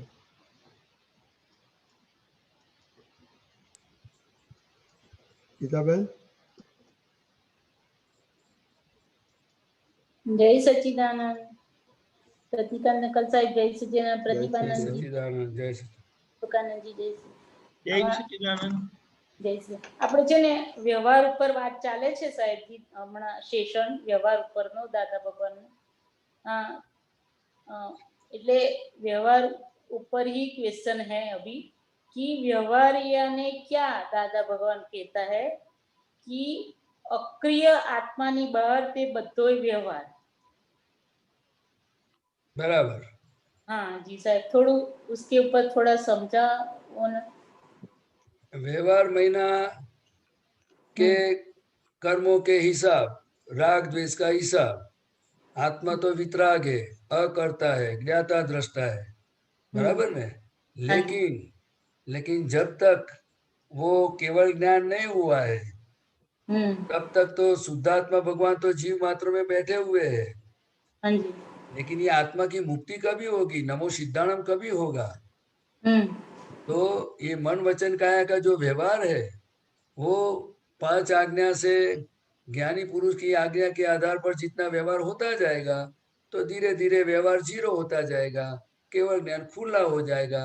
नमो सिद्धाणम, क्योंकि मन वचन काया का व्यवहार है, आत्मा का व्यवहार नहीं, लेकिन आत्मा की हाजिरी से होता है। क्या होता है? आप समझे ना। इसलिए उसको अक्रिय बोला ना सर। नहीं, आत्मा अक्रिय है, लेकिन ये ज्ञान क्रिया और दर्शन क्रिया का करता है। ये मन वचन का कि स्थूल क्रिया का करता नहीं है ना, नहीं है। इसीलिए शास्त्रों में बताया गया कि ज्ञान क्रिया व्याम मोक्ष, अज्ञान क्रिया व्याम संसार। और क्रिया किसकी है? तो कि देखो साइंटिफिकली दादा भगवान ने बताया कि मन वचन काया वो क्रियाशील स्वभाव है। क्या है? पूतगल क्रियाशील स्वभाव वाला है, और आत्मा है वो ज्ञाता दृष्टा स्वभाव वाला है। लेकिन ये दूसरे एविडेंस मिलने से पूतगल खड़ा हो गया। समझे ना। पूतगल खड़ा हो गया। अभी ज्ञान मिलने के बाद सभी महात्माओं जब शुद्धात्मा में रहेंगे, 5 आज्ञा में रहेंगे, मन वचन काया के ज्ञाता दृष्टा रहेंगे तो ये क्रियाशील वाला जो पुद्गल भाग है वो उनका व्यवहार धीरे धीरे धीरे धीरे धीरे जीरो हो जाएगा। जीरो हो जाएगा, बराबर। हाँ। उनको और आत्मा ज्ञाता दृष्टा रहेगा तो धीरे धीरे वो निरावरण होता जाएगा। तो एक तरफ पुद्गल शुद्ध हो जाएगा, एक बाजू आत्मा केवल ज्ञान स्वरूप खुला हो जाएगा, दोनों की छुट्टी हो गई। तो ये 5 आज्ञा का पुरुषार्थ इसीलिए दिया गया है। पुरुषार्थ में ही है। और परमाणु की तरफ से देखो तो विश्रसा परमाणु हो जाएगा। हाँ जी। ये परमाणु अभी जो अंदर है बॉडी में ना परमाणु का पुतला है, और क्या है? परमाणु का पुतला। इसीलिए अपने शॉर्ट में समझने का राग द्वेष का हिसाब है, क्या है? हाँ जी, हाँ। ये आत्मा में राग द्वेष नहीं है, पुद्गल में राग द्वेष है, क्या है? समझे ना? आत्मा अक्रिय है, आत्मा ज्ञाता दृष्टा है, आत्मा अव्याभास स्वरूप है, आत्मा अनंत सुख का धाम है। आप समझे ना? हाँ जी सर, वो भी अपने बोला ना दादा भगवान ने कि शुद्ध व्यवहार बाद में आता है ना, व्यवहार के बाद में शुद्ध व्यवहार। तो शुद्ध व्यवहार यानी कि राग द्वेष रहित हो गया, वही शुद्ध व्यवहार। तो राग द्वेष रहित हो गया तो वही समभावी निकाल भी हो गया ना उसका साथ। हो गया ना, हो गया। अभी राग द्वेष रहे ही नहीं ज्ञान मिलने के बाद। यानी सब राग ज्ञान द्वेष मिलने के बाद राग द्वेष कहाँ रहा? अपने तो शुद्ध आत्मा हो गए, शुद्ध आत्मा में राग द्वेष है ही कहाँ? नहीं है। हाँ, अभी जो उनको राग द्वेष कभी बोलते हैं कि जब तक अज्ञानता है, तब अहंकार है, ममता है कि मैं देते वो मैं हूं, तब तक वो राग द्वेष है ही। कितना भी कुछ करो, हिमालय में जाके ऊंधा लटक जावे फिर भी राग द्वेष है। हाँ जी। अगर जो अपने को शुद्धात्मा पद ज्ञानी पुरुष की कृपा से मिला है ना, वो हर रोज शादी में जावे ने और अच्छे कपड़े पहन के अच्छा खाना खाए, फिर भी राग द्वेष नहीं है। क्योंकि अक्रम विज्ञान है। ये क्या है? अक्रम विज्ञान है। हाँ, कषाय रहित व्यवहार हो गया अपना। कसाई गए, खत्म हो गए, कसाई है ही नहीं। अभी ये तो डिस्चार्ज है, उनको सिर्फ डिस्चार्ज है, भरा हुआ माल निकल रहा है। हाँ, कसाई भरा हुआ माल निकल रहा है। शुद्धात्मा हो गए मीन्स फिनिश। नहीं तो शुद्धात्मा पर प्राप्त करने की वैल्यू क्या है? अगर जो दादा ने ज्ञान दिया और मैं शुद्धात्मा पद मिला, अगर क्रोध मान माया लोभ है, राग द्वेष है, तो क्या फायदा? कोई फायदा नहीं। तो सहायक संकित है। क्या है? सहायक संकित का। हाँ, जो कृष्ण भगवान को सहायक संकित था वो सहायक संकित हमको मिला है। खरेखर दादा भगवान जो बोले थे, बताते थे, वो मैं रिपीट कर रहा हूँ। ખરેખર આપને શું મળ્યું છે એ બહુ મોટી ખજાનો ગયા છે। ठीक है गीता बहन, दादा ने दिया है, लेकिन हमें समझ उनके पीछे हम लगे ही नहीं दादा ने क्या दिया। अपने को आनंद आता है ना तो अपना चलता है, चलो दादा है ना हमारे पास, बस ऐसा। और भी फिर भी वो अच्छा है। जय सच्चिदानंद। गीता बहन थैंक यू। ऐसे क्वेश्चन लेके आना रोज। अभी प्रदीप आनंद जी अपना टाइम हो गया है एक्सपीरियंस सुनने का, तो दीपिका आनंद जी। जय सच्चिदानंद। आज हमारे बीच बहुत बड़े परिवार से जो दादा से बहुत जुड़े हुए थे, उनका एक और फूल आ रहा है, खिला हुआ फूल, जो अपना अनुभव बताएंगे दादा भगवान के ज्ञान का। पधारिए किशन जी। जय सच्चिदानंद। जय सच्चिदानंद रजनीकांत भाई। जय सच्चिदानंद प्रदीप आनंद जी। जय सच्चिदानंद दीपक आनंद जी। जय सच्चिदानंद। जय सच्चिदानंद। जय सच्चिदानंद सभी महात्माओं। प्रत्यक्ष दादा भगवाननी साक्षीए वर्तमाने महाविदे क्षेत्રમાં વિચરતા તીર્થંકર ભગવાન શ્રી સિમંદર સ્વામીને અત્યંત ભક્તિપૂર્વક નમસ્કાર કરું છું। ભરત ક્ષેત્રે હાલ વિચરતા સર્વજ્ઞ શ્રી દાદા ભગવાનને નિશ્ચયથી અત્યંત ભક્તિપૂર્વક નમસ્કાર કરું છું। પ્રત્યક્ષ દાદા ભગવાનની સાક્ષીએ સર્વે સંકિતદારી મહાત્માઓને અત્યંત ભક્તિપૂર્વક નમસ્કાર કરું છું। સર્વે આપ્ત પુત્રોને અત્યંત ભક્તિપૂર્વક નમસ્કાર કરું છું। जय सच्चिदानंद। आप सब महात्माओं को जय सच्चिदानंद।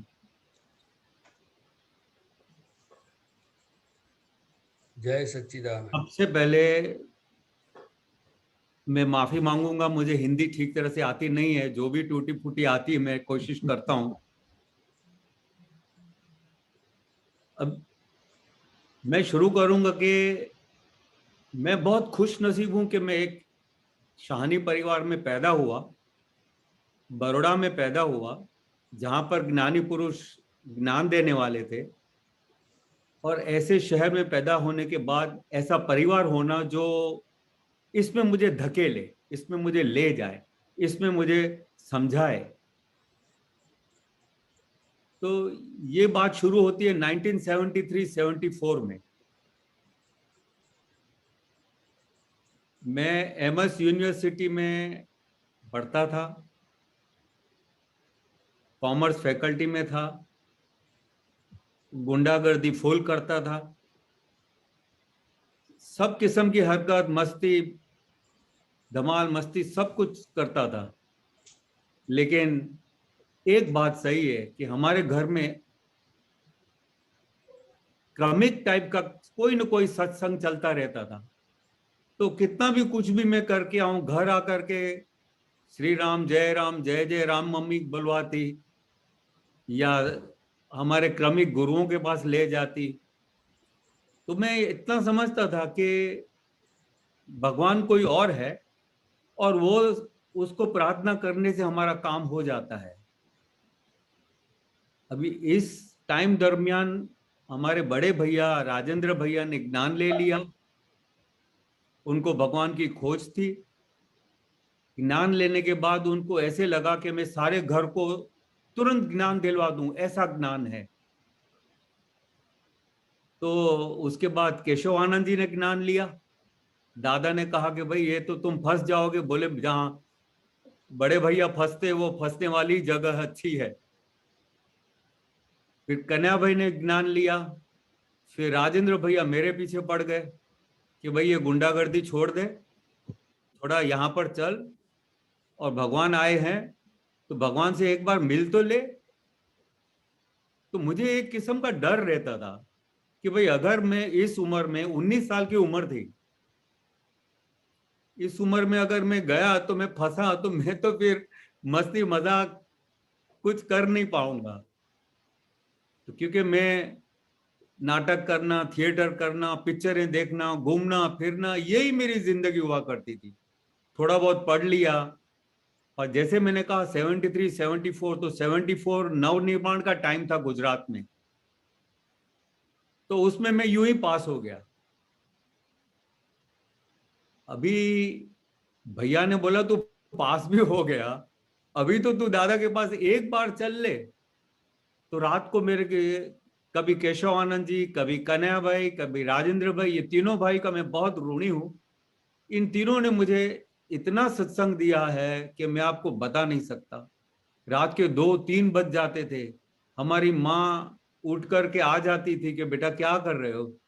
तो राजेंद्र भैया बोला करते थे कि भाई मम्मा इसको आप बताओ, दादा के पास चल नहीं रहा है, 6 महीने से इसके पीछे पड़े हैं, चल नहीं रहा है।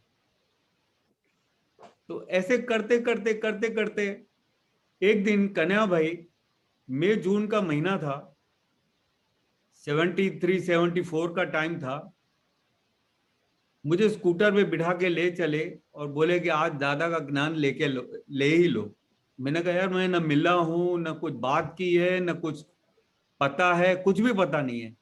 बोले कुछ पता करने की जरूरत ही नहीं है, वहां सब ठीक हो जाता है। तो मैं वहां गया और नाम लिखा गया। और जैसे ही मैंने अंगूठे पे सर रखा, क्योंकि अंगूठे पे सर रखने के बाद विधि, समर्पण विधि शुरू होती है।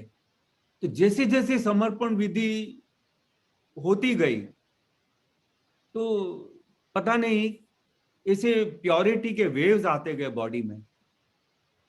और जैसे ये पूरी हो गई तो मुझे ऐसे लगा कि मैं अभी इनका ही हो गया हूं, दादाजी का।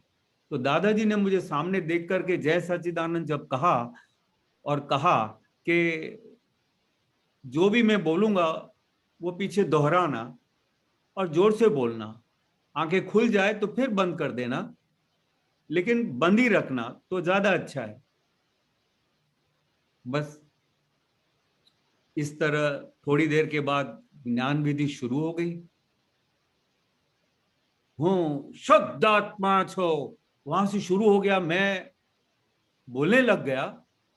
धीरे धीरे दादा के जो वाक्य हैं, ऐसे ज्ञान वाक्य जो जैसे कि मन वचन कायाति तद्दन जुदो एवो शुद्धात्मा छू, तद्दन नोखो एवो शुद्धात्मा छू।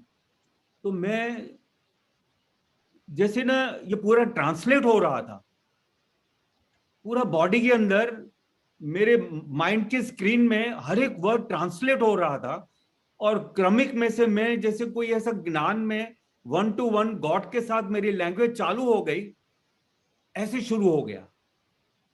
ऐसे लगने लगा कि मैं बात समझने लग रहा हूं अभी।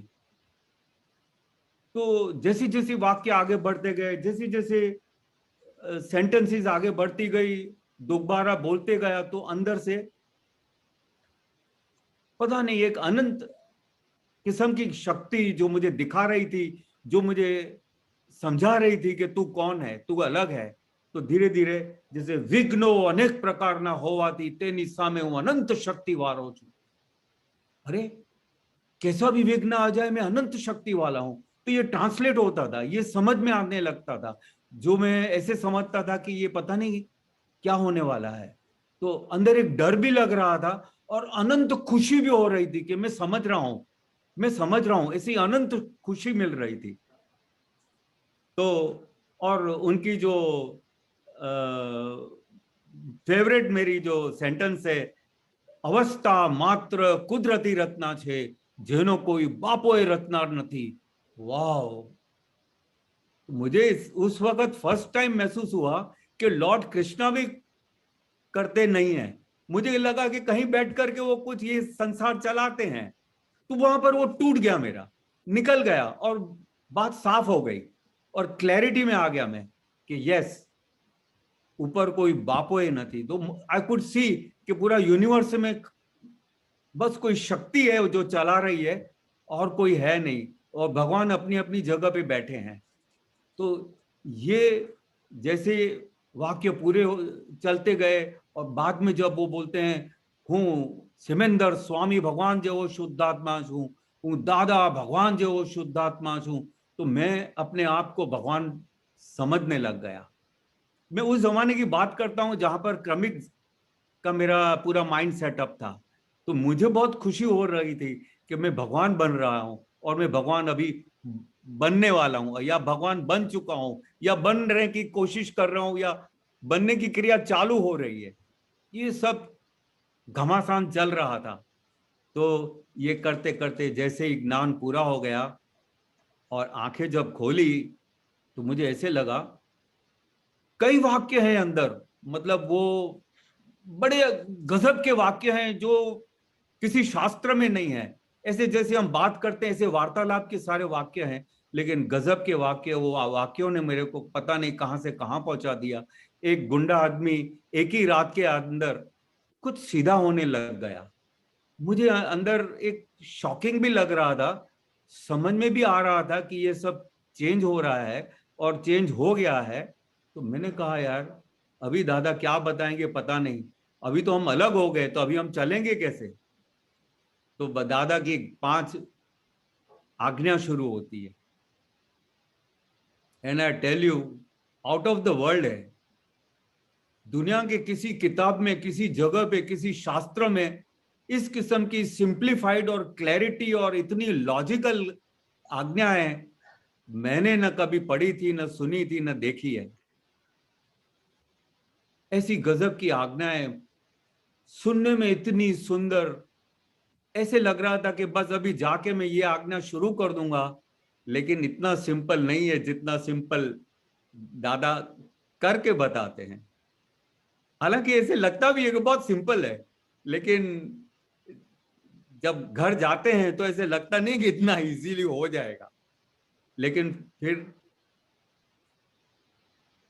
दादा ने कहा कि अभी ये रात को जैसे जाओ तो 5वीं आज्ञा खुद को सुनाई दे। ये भी देखो दादा की कितनी गजब की साइंस है, मैं कभी समझ नहीं पाया, बाद में कुछ टाइम के बाद समझ में आया कि ये वाइब्रेशंस होना बहुत जरूरी है, कि खुद को सुनाई दे, मन में भी बोलना नहीं है, सुनाई देना चाहिए खुद को भी, तो वो वाइब्रेशंस वो आने जरूरी है, वही काम करेंगे और वही आपको शुद्धात्मा में पूरी रात रखेंगे। ये बहुत गजब की बातें दादा की। ऐसे करके मैं फिर घर पहुंचा, घर सबको शुद्धात्मा देखने लग गया। मुझे ऐसे लग रहा था कि कोई मुझे कैसे देख रहा है, मैं कैसे देख रहा हूं, मतलब बड़ा अच्छा लग रहा था। तो मैंने कहा अभी ये जब सोऊंगा मैं तो ये सब शुद्धात्मा सो जाएंगे, तो जैसे ये 3 शुद्धात्मा है, केशव आनंद जी, राजेंद्र भैया, कन्हैया भाई, वो तो मेरे तरह ही सोएंगे, लेकिन बाकी के सब है जिन्होंने ज्ञान नहीं लिया है, वो क्या सोचते होंगे, कैसे सोते होंगे, तो मैं भी उनको बताऊं। तो मेरे को वो राजेंद्र भैया जैसा हो गया बीमारी, कि अभी इन सबको ज्ञान में ले आना चाहिए। मैंने कहा दादा एक ही रात में आपने पूरा तख्ता पलट कर दिया, एक ऐसे अजीबोगरीब गुंडे आदमी को आपने सीधा कर दिया, तो आपका तो ये ज्ञान पता नहीं कहाँ ले जाएगा दुनिया को। तो इसी तरह कुछ दिन बीते, कन्हैया भाई फिर मुझे स्कूटर पे बिठा के ले चले और दादा के ज्ञान, दादा को मिले, दादा ने बोला आओ इधर विधि कर लो। तो विधि तो कर ली और बहुत खूबसूरत सा हार मेरे गले में डाल दिया। नाउ इमेजिन क्या बोलते हैं कि ये हार पहनकर तुम घर जाओ, चलते जाओ। मैंने कहा मैं कॉलेज में एफआर हूं, लड़के लड़कियां दोस्त यार सब देखेंगे मुझे पागल कहेंगे, लेकिन अभी दादा ने मुझे तो बोला चलते जाओ। और इतने बड़े शहर में करीब 4-5 किलोमीटर घर दूर है, और बाबू काका का जो सत्संग हॉल है वहां से चलते जाऊं, टावर से, मांडवी से, पानी गेट से, आजवा रोड। मैंने कहा यार कोई बात नहीं। नटू काका जी ने बोला उतारना मत, पहने ही रहने देना, दादा की आज्ञा है। मैंने कहा 18-19 साल का लड़का, कॉलेज के लड़के लड़कियां देखेंगे तो मरे, लेकिन कोई बात नहीं, दादा ने बोला है, आज्ञा दी है, चलो। तो यू विल बिलीव कई पहचाने चेहरे रास्ते पे हंस रहे थे कि ये कल तक तो सीधा था, आज इसको हुआ क्या है, हार पहन के शहर में चलते जा रहा है, हंसते जा रहा है। तो मैं तो मन में शुद्धात्मा शुद्धात्मा करके चलते पड़ा। तो शहर में जैसे मैं ये चलते जा रहा था, तो कई कॉलेज के स्टूडेंट्स, कई लड़कियां हंसते रहे, बोलते रहे, और मैं भी उनके सामने देख के हंसता रहा, चलते रहा, आगे चलते रहा। ऐसे करते करते मैं घर तो पहुंच गया, तो घर में भी सबको शुद्धात्मा देखने लग गया। काफी परिवर्तन आ गया। तो ये परिवर्तन इतना गजब का था, मुझे बड़ा आनंद और बहुत खुशी मिल रही थी कि मैं ऐसे सोच रहा था कि अभी हार पहन के ही सो जाऊं। और यू विल नॉट बिलीव, इतना सुकून मिला, 2-4-5 मरतबा ही शुद्ध आत्मा छू बोला होगा और मुझे पता नहीं, नींद आ गई। इस तरह दिन कुछ कटते गए, चलते गए, और दादा के सत्संग में जाते जाते ज्ञान, घर में ही गंगा थी, केशव आनंद जी, राजेंद्र भैया यहाँ वहां से पकड़ के कुछ न कुछ ज्ञान की बातें शुरू कर देते थे। तो अभी पूरे घर को ले जाना था। तो राजेंद्र भैया, केशव आनंद जी, सब माता पिता को, सबको ज्ञान दिलवा दिया। अभी घर में सारे ही लोगों ने ज्ञान ले रखा है। लेकिन बीच में एक टाइम ऐसा आया कि बहन ने मुझे नाइजीरिया बुला दिया और मैं नाइजीरिया जॉब करने चला गया। तो वहां पर सत्संग थोड़ा कम मिलने लग गया। तो कुछ टाइम के बाद इतना अच्छा हुआ कि केशव आनंद जी को भी बहन ने बुला लिया, वो भी वहां पर आ गए, तो मुझे उनका सत्संग फिर मिलने लग गया और उनसे बड़ी बनती है मेरी। कोई ना कोई बातें वहां पर उस देश के अंदर काफी तकलीफें भी होती हैं और कुछ अजीब किस्म की भी बातें होती हैं जॉब में या शहर में या कहीं पर भी, लेकिन केशव आनंद जी बड़े सक्षम इंसान हैं, तो वो जब बातें समझाते हैं तो दादा को एग्जैक्टली लेके आते हैं और ऐसे लगता है जैसे दादा बैठे हैं हमारे साथ और दादा मेरे से बात कर रहे हैं और ये सॉल्यूशन कर रहे हैं। इस तरह मेरे सॉल्यूशन होते रहते थे। बस इस तरह नाइजीरिया का टाइम धीरे धीरे पूरा हो गया। पिताजी ने फिर कहा वापस आ जाओ, तो फिर बड़ौदा आ गए। बड़ौदा में फैक्ट्री डाल दी। फैक्ट्री डालने के बाद एक हादसा होता है किशन के साथ। मशीन में किशन का हाथ आ जाता है, तो वो वाक्य तुरंत याद आ गया। और ये 3 उंगलियां जो है उसकी सिर्फ हड्डियां दिखती थी, बाकी मांस पूरा लटक गया नीचे। तो विघ्नो अनेक प्रकार ना होवाती सेंटेंस आ गई। तेनी सामे अनंत शक्ति वाड़ो छू। तो कोई भी विघ्न है, अभी विघ्न ये था माल रवाना करना था, मशीन में हाथ आ गया, मशीन चलेगी नहीं, कौन चलाएगा। ऑपरेटर थोड़ा हिल गया था, तो मेरे कजिन को मैंने बोला कि यार एक काम करो, गाड़ी चला लो। बोले मेरे को गाड़ी चलाने नहीं आती है। तो मैंने वो पूरा मांस का लोचा उठा करके हाथ में रखा, हाथ में बांध दिया और मैंने कहा एक काम करो, 1 2 3 बोलूं तो गियर बदलना और गाड़ी को ले चलो डॉक्टर के पास, जो भी नियरेस्ट मिलता है। यू विल नॉट बिलीव, पूरी फैक्ट्री में फिर भी चक्कर मारने जाता है किशन। इतनी शक्ति एक लाइन में, हूं अनंत शक्ति वाड़ो छू, वो लाइन भी मुझे इतनी याद है अच्छी तरह से कि वो मन में ये लाइन जोर जोर से चल रही थी और मुझे यहां पर जो लगा है उसका असर ही नहीं हो रहा था। ऐसे करते करते कजिन को बोला कि यार देखो यार मुझे चलना ही है और ये स्टिचेस करवाने पड़ेंगे, बड़ौदा तो नहीं जाएंगे, आसपास में कोई डॉक्टर होगा उससे ही करवा लेते हैं। तो मैं 1 बोलूं तो 1 में गियर में डालता था, 2 बोलूं तो 2nd गियर में। ऐसे करते करते हम दोनों गाड़ी मिलजुल के चला करके डॉक्टर के पास पहुंच गए। डॉक्टर के पास पहुंचते हैं बोलते यार ये यहाँ पर नहीं होगा मेरे यहाँ, आपको बड़ौदा जाना पड़ेगा। मैंने कहा नहीं, जैसा भी आप ही यहाँ पूरा कर दो, बड़ौदा में किसी को पता नहीं और पता नहीं करना है, खामखा थोड़ा डिस्टर्ब हो जाएंगे। तो बोले यार एस्थेटिकली ठीक नहीं रहेगा, अच्छा नहीं होगा। तो मैं कहा I am responsible for that, कैसा भी होगा आई डोंट माइंड दैट। तो उन्होंने शुरू किया, बोले फिर भी आप साइन कर दो। तो मैंने कजिन को बोला साइन कर दो, जो भी बोलता है साइन कर दो।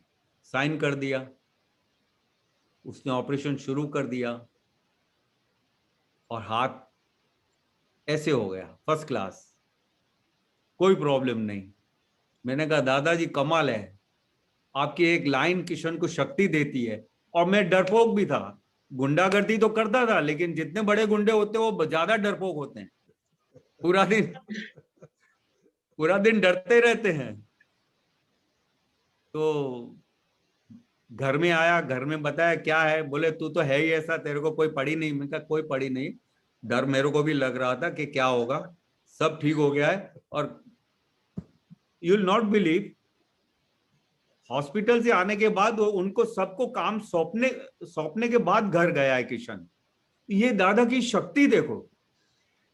नहीं तो पहले वाला तो कैसा होता किशन के, उठ के चला जाता घर पर, तो वो घर पे जाकर के फिर नेक्स्ट डे उनको फोन पे ही बता देता है और माल रवाना हो जाता है। विघ्न दादा ने पूरा कर दिया, विघ्न हुआ और नेक्स्ट डे मटेरियल भी रवाना हो गया।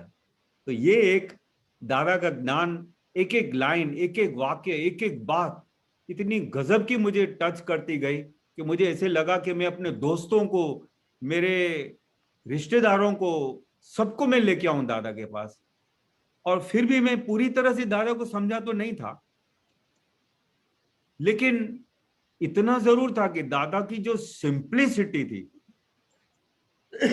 सॉरी, दादा की जो सिंप्लिसिटी थी, जो लॉजिक से बोलते थे, जो बात को जब लेते थे और जो वेल्डिंग से एक एक लाइन बोलते थे और जिस तरह से वो बात पूरी करते थे, कंक्लूड करते थे, मैं उनका सच्ची बताऊं, मैं उनका गुलाम हो गया था।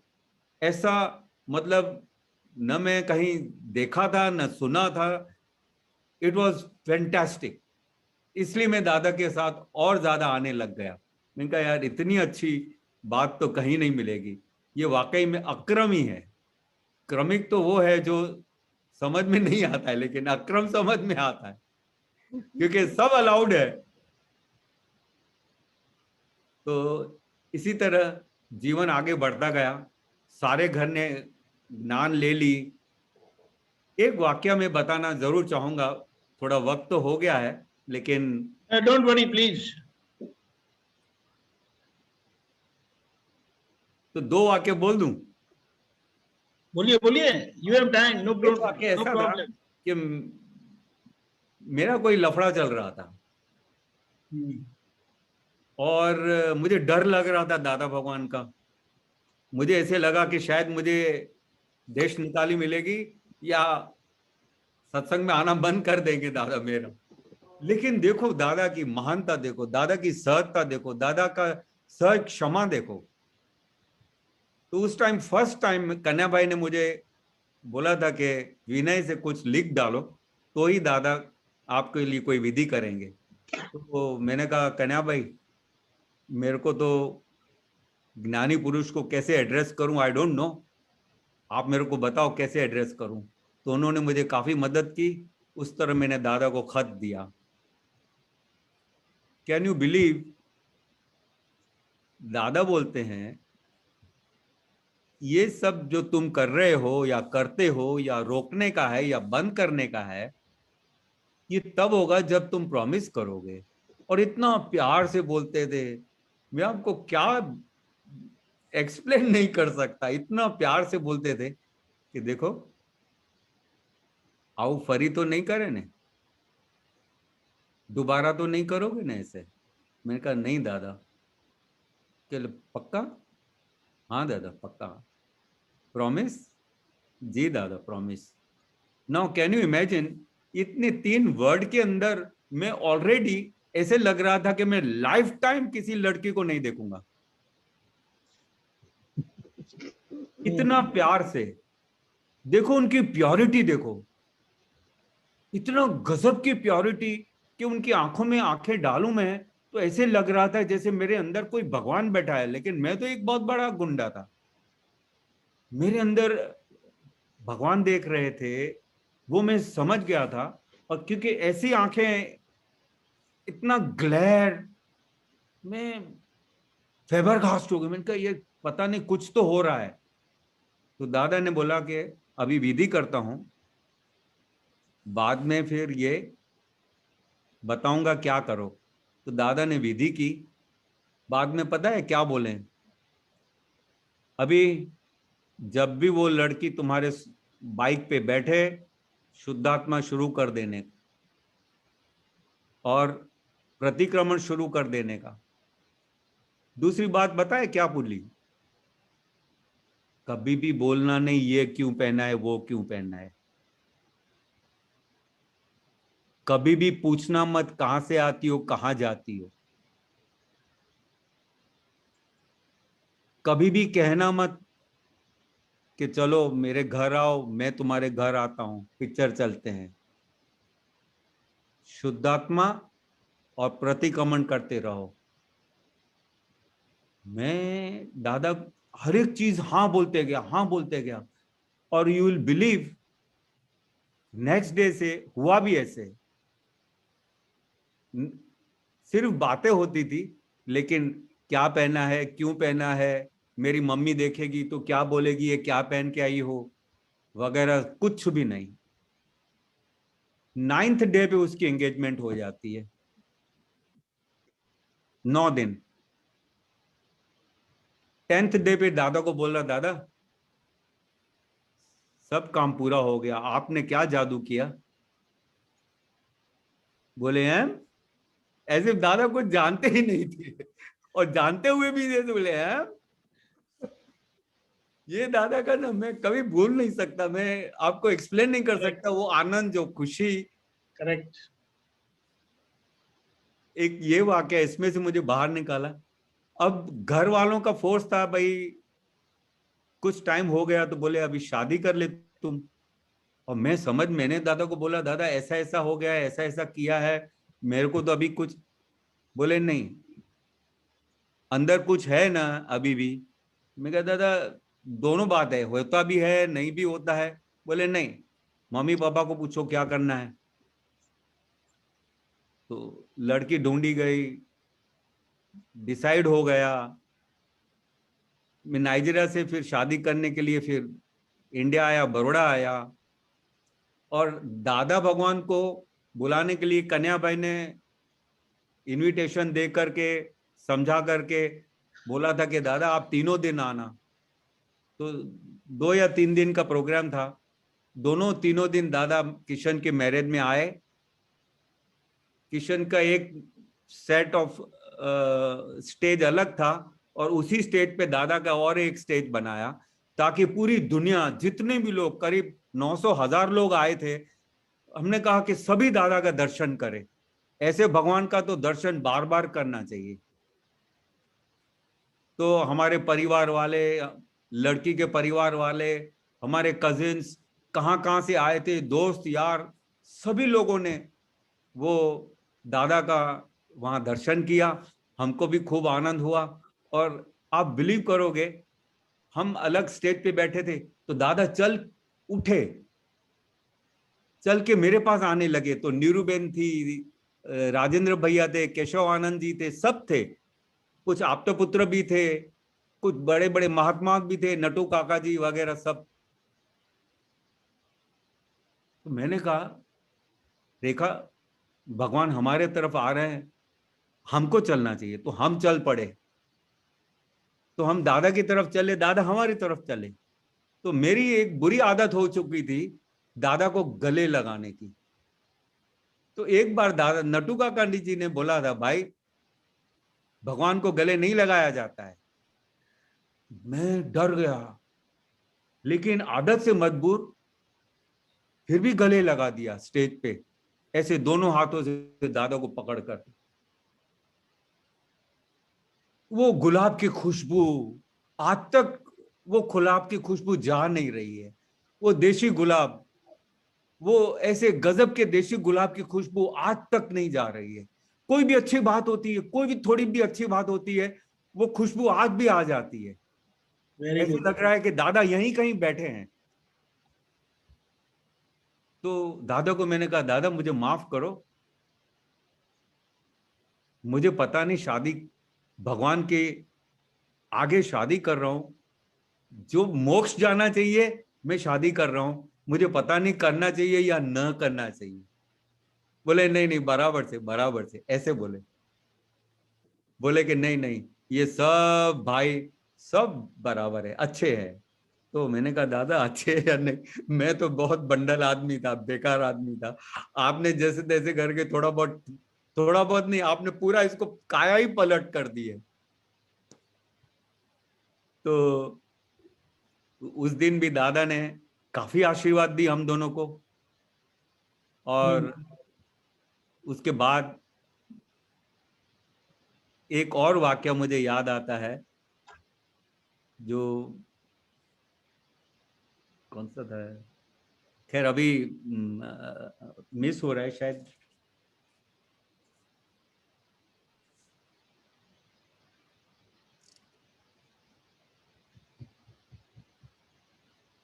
हाँ, अभी एडजस्ट एवरीवेयर की जो आज बात है, बीच बीच में कई बातें हैं, मैं थोड़ा शॉर्ट में किए जा रहा हूं, माफ करना।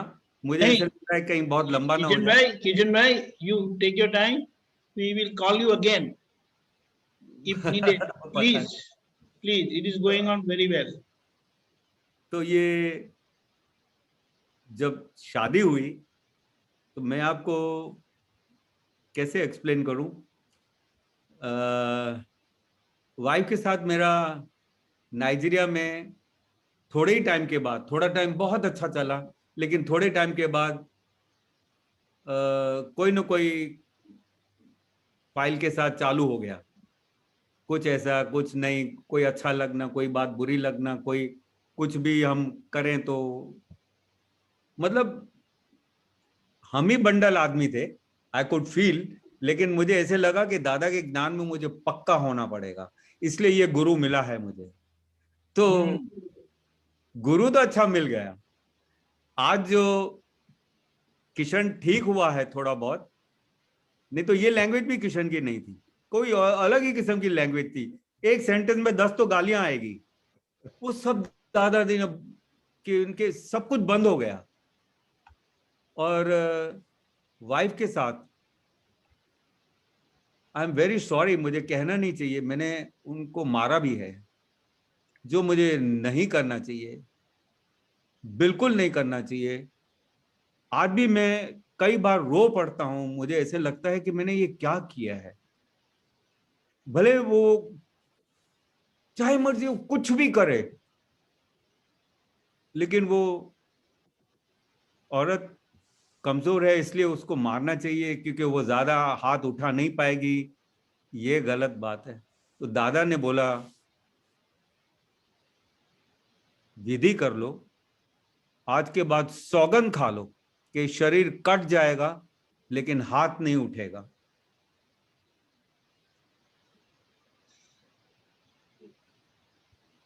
तो गालियां तो काफी काफी मतलब 90% डाउन हो गई और मारना भी बंद हो गया। लेकिन अभी क्या चल रहा है, भाई आप यहां क्यों बैठे हो, तो मेरे को कहना पड़ता है डार्लिंग आप बोलो वहां बैठ जाऊं। तो अब वो खुश होती है, बोले अपने बेडरूम में जाओ वहां बैठो, मुझे यहाँ टीवी देखनी है। हाँ जी, तो हम टीवी चले जाएंगे। खाने में बोलेगी कि भाई क्या खाओगे, मैंने कहा जो बनाओगे। बोले ऐसे नहीं, बताओ क्या खाओगे, तो मैंने कहा जो बनाना है सब खाता हूं। इस तरह एडजस्टमेंट शुरू हो गई, और ऐसी एडजस्टमेंट शुरू हो गई, मतलब ऐसा नहीं है, कई बातें आज भी है जो मैं डिसएडजस्ट हो जाता हूं, लेकिन सोडे की तरह हो गया अभी। पहले नहीं था, पहले उसका तंत्र रहता था, 2-2 3-3 दिन तक मैं बात भी नहीं करता था, लेकिन अभी 2-3 मिनट 4 मिनट 5 मिनट, 6ठे मिनट के बाद मेरे को उसका दोष नहीं दिखता है, मैं सॉरी बोल करके बात को आगे बढ़ाता हूं कि आई एम सॉरी, आगे बोलो क्या करना चाहिए, मुझे ऐसा करना चाहिए वैसा करो। तो ये एक बहुत बड़ा लाभ हुआ है दादा के ज्ञान के बाद कि भाई घर में सुख चैन और शांति ये बहुत पैरामाउंट इंपॉर्टेंस का है। चाहे कुछ भी हो जाए, समझो बेवक्त मेरे दोस्त आ जाए तो भी उसको जो बोलना है बोल लेना चाहिए, उसमें मेरे को ऐसा उसको रोकना भी नहीं चाहिए, उसका हक बनता है जो भी बोले, क्योंकि अगर मैं रॉन्ग हूं तो रॉन्ग हूं, इसमें डरने का क्या है। तो वो मेरा डर निकल गया, अभी वो जैसे बोलती है वैसे करने को मेरा मन करता है।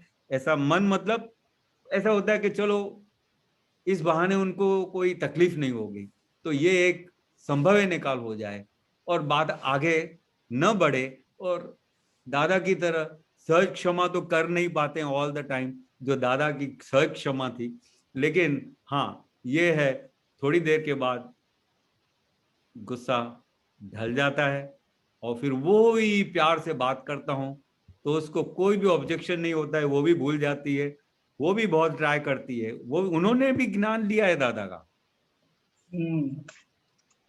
तो उनको भी बड़ा अभी ऐसे लगता है कि दादा ने ये बोला था तुम ये तो करते नहीं हो।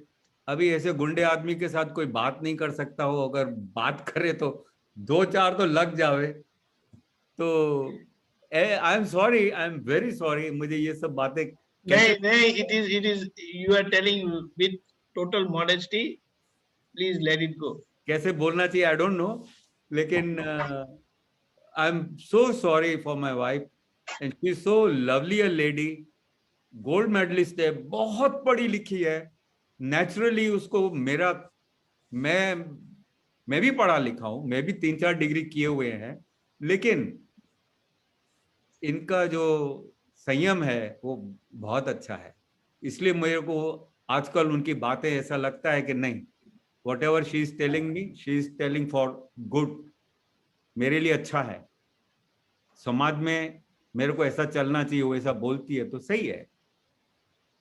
तो मैं यहाँ पर इस बात को पूरा करूंगा कि एडजस्ट करते करते आज हम दोनों मिल गए, वो बहुत बड़ी बात हो गई, वो इतनी अच्छी बात हो गई कि हम दोनों आज मिल गए हैं, हम दोनों एक दूसरे के साथ प्यार से चल पाते हैं, वो दादा की कृपा से हो पाया, वरना ये कलयुग में नॉट पॉसिबल। न मैं उसकी बात समझूंगा न वो मेरी बात समझेगी। ये कलयुग भी वो जमाना 72 की बात करता हूं, फिर भी थोड़ा बहुत मुझे लगता है हम कुछ अच्छे थे शायद, तो भी दादा बोलते थे घोर कलयुग थे, लेकिन 86 में बोलने लग गए घोर घोर घोर कलयुग है। वो 3 बार बोलने लग गए, मैं समझ गया और बढ़ गया है। तो ये है, ये ऐसे घोर कलयुग के अंदर दादा के ज्ञान से ही, दादा के ज्ञान के वाक्यों से, दादा के ज्ञान की बातों से हम एक दूसरे के साथ प्यार मोहब्बत से चल पाएंगे, ज्ञान में चल पाएंगे और आगे बढ़ पाएंगे, और ज्ञान में जितना आगे जाएंगे मोक्ष के नजदीक जाएंगे। अभी टारगेट यही एक ही है, मोक्ष जाना है, और कहीं नहीं जाना है, मोक्ष जाना है, महाविद्य क्षेत्र जाना है, सिमंदर स्वामी के यहाँ जाना है। तो मुझे भी याद दिलाती है, आप तो बोलते हो सिमंदर स्वामी के यहाँ जाना है, फिर ऐसे काम करते हो, आपको क्या अभी सुपर ह्यूमन बीइंग बनना है? तो मैंने कहा सुपर ह्यूमन बीइंग बनेंगे तो हेवन में जाना पड़ेगा ना, तो हेवन में भी नहीं जाना है, मुझे अभी मोक्ष जाना है। आप भी आशीर्वाद करो कि हम मोक्ष जाएं। और मैं सारे महात्माओं को, रजनीकांत भाई साहब, प्रदीप आनंद जी, दीपक आनंद जी, सब संकेतदारी महात्मा, केशव आनंद जी, मुझे क्षमा करो और मुझे ऐसी शक्ति दो कि मैं मोक्ष तरफ चलूं और मोक्ष की तरफ ही जाऊं और मोक्ष ही जाऊं। जय सच्चिदानंद। सच्चिदानंद। प्रदीप आनंद जी, जय सच्चिदानंद। Thank you for listening to me and I'm sorry for whatever mistakes I might have done। और हिंदी मेरी इतनी अच्छी नहीं है, लेकिन I am sorry. Pradeep Anand ji. हाँ जी, बताएं आप। બસ એમને તમારે નમસ્કાર કરવાના, દાદાની આજ્ઞા પાડીને હાર પહેરીને ગયા ને, અને દાદાને આગળ બધું હૃદય ખોલી નાખ્યું એટલે એમનું કામ થઈ ગયું। હવે બસ જ્ઞાની પુરુષને સિન્સિયર રહેવું ને, हिंदी बोलिए। એની કિંમત તો એ પોતે ભગવાન જ જાણે, આપણને ના ખબર પડે। हिंदी में बिल्कुल बिल्कुल बिल्कुल सही है।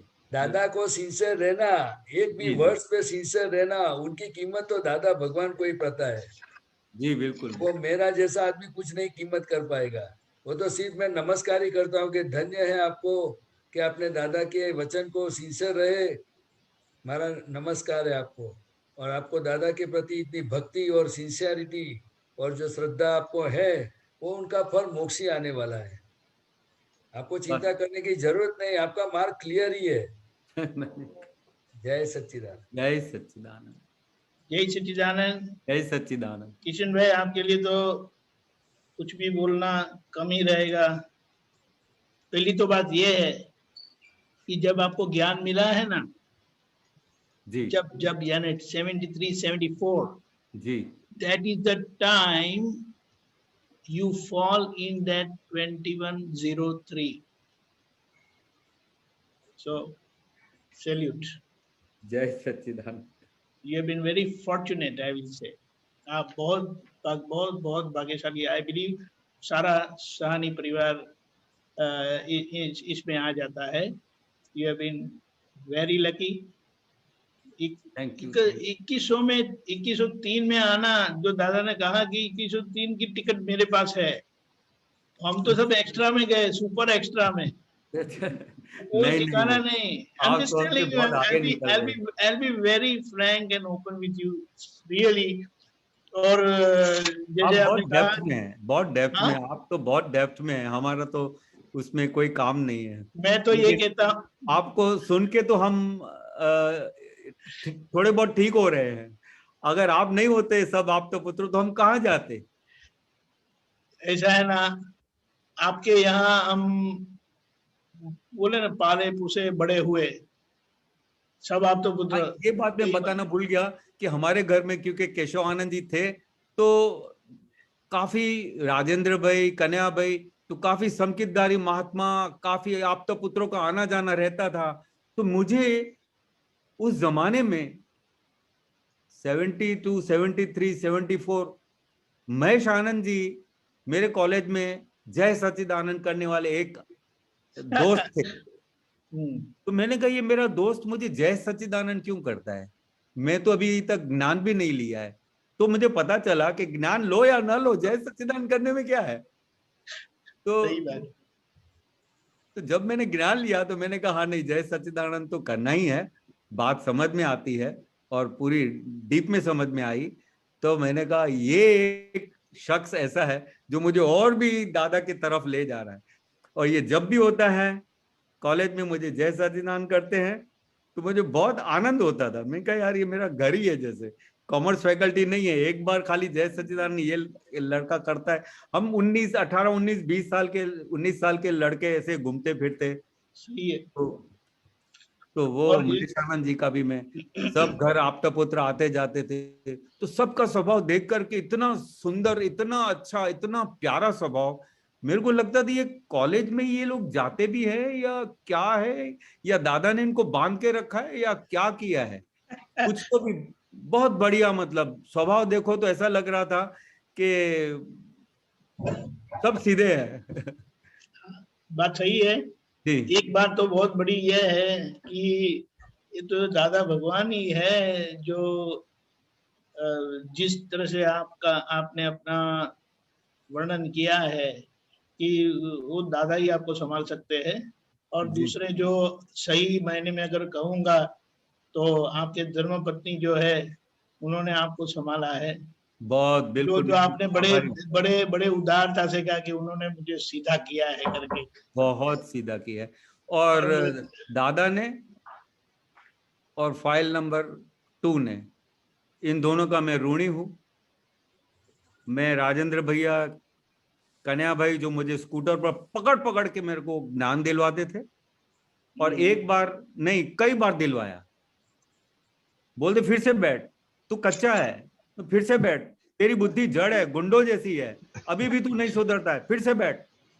वो कन्हैया भाई मुझे बार बार सत्संग में ले जाते।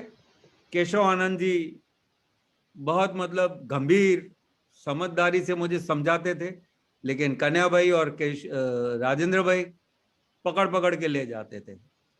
ये एक बहुत बड़ी बात होती थी घर में। बात सही है, लेकिन मैंने कहा ना ये 2103 वाले का कुछ हम बोल नहीं सकते हैं, क्योंकि वो इसको ऐसा हम बोलेंगे जो बाहर बोला जाता है। You are like the 2103 are the most chosen one, क्योंकि दादाजी भी ज्ञान जब देते थे तो बहुत छानबीन करके देते थे, बहुत जांच करके देते थे, वरना नहीं देते थे। जी जी, ये तो बहुत बड़ी बात है। और दूसरी एक अच्छी बात बताई कि जो बड़े गुंडे होते हैं ना वो बड़े डरपोक होते हैं। बहुत डरपोक। ये आपको मैं सच्ची बताऊं, हम डरपोक भी बहुत थे भाई, कहाँ से कौन छुरा मार देगा पता नहीं। बात तो वैसी ही है, उनको ये तो प्रॉब्लम। और आप FR थे, फैकल्टी रिप्रेजेंटेटिव ना? हाँ। फिर तो क्या होगा, सब आपके दुश्मन। लड़कियां नहीं थी। नहीं तो है, वो तो दूरी रहेगी ना आप जैसे।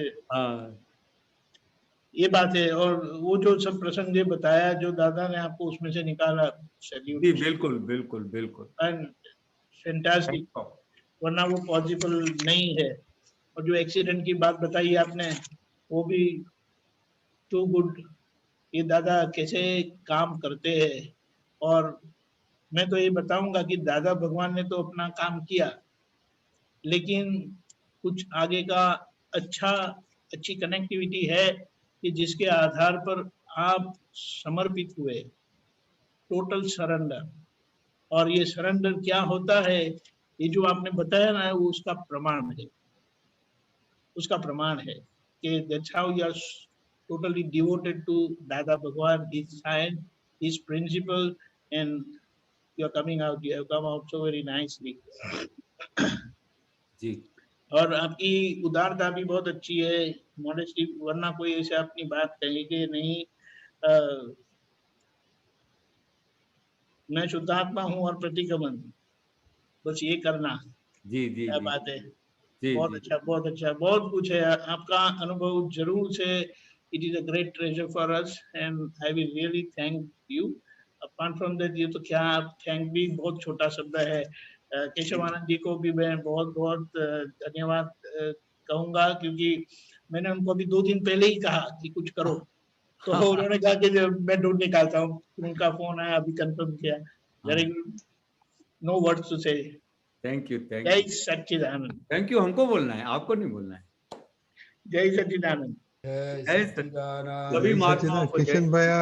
किशन भैया बहुत बहुत बढ़िया आपका एक्सपीरियंस सुन के। There is no word to describe क्या honestly you talked about your life, how you implement the Gyan, how you get your life into really straight path towards the moksha. Very, very wonderful, wonderful. So this is also a good eye opener for many, many Mahatmas. जिन लोग को, you know, that inspiring also. So there's a lot of comments. Wonderful, wonderful. Extremely good, superb, salute, wonderful experience. Yes, even I got superb salute.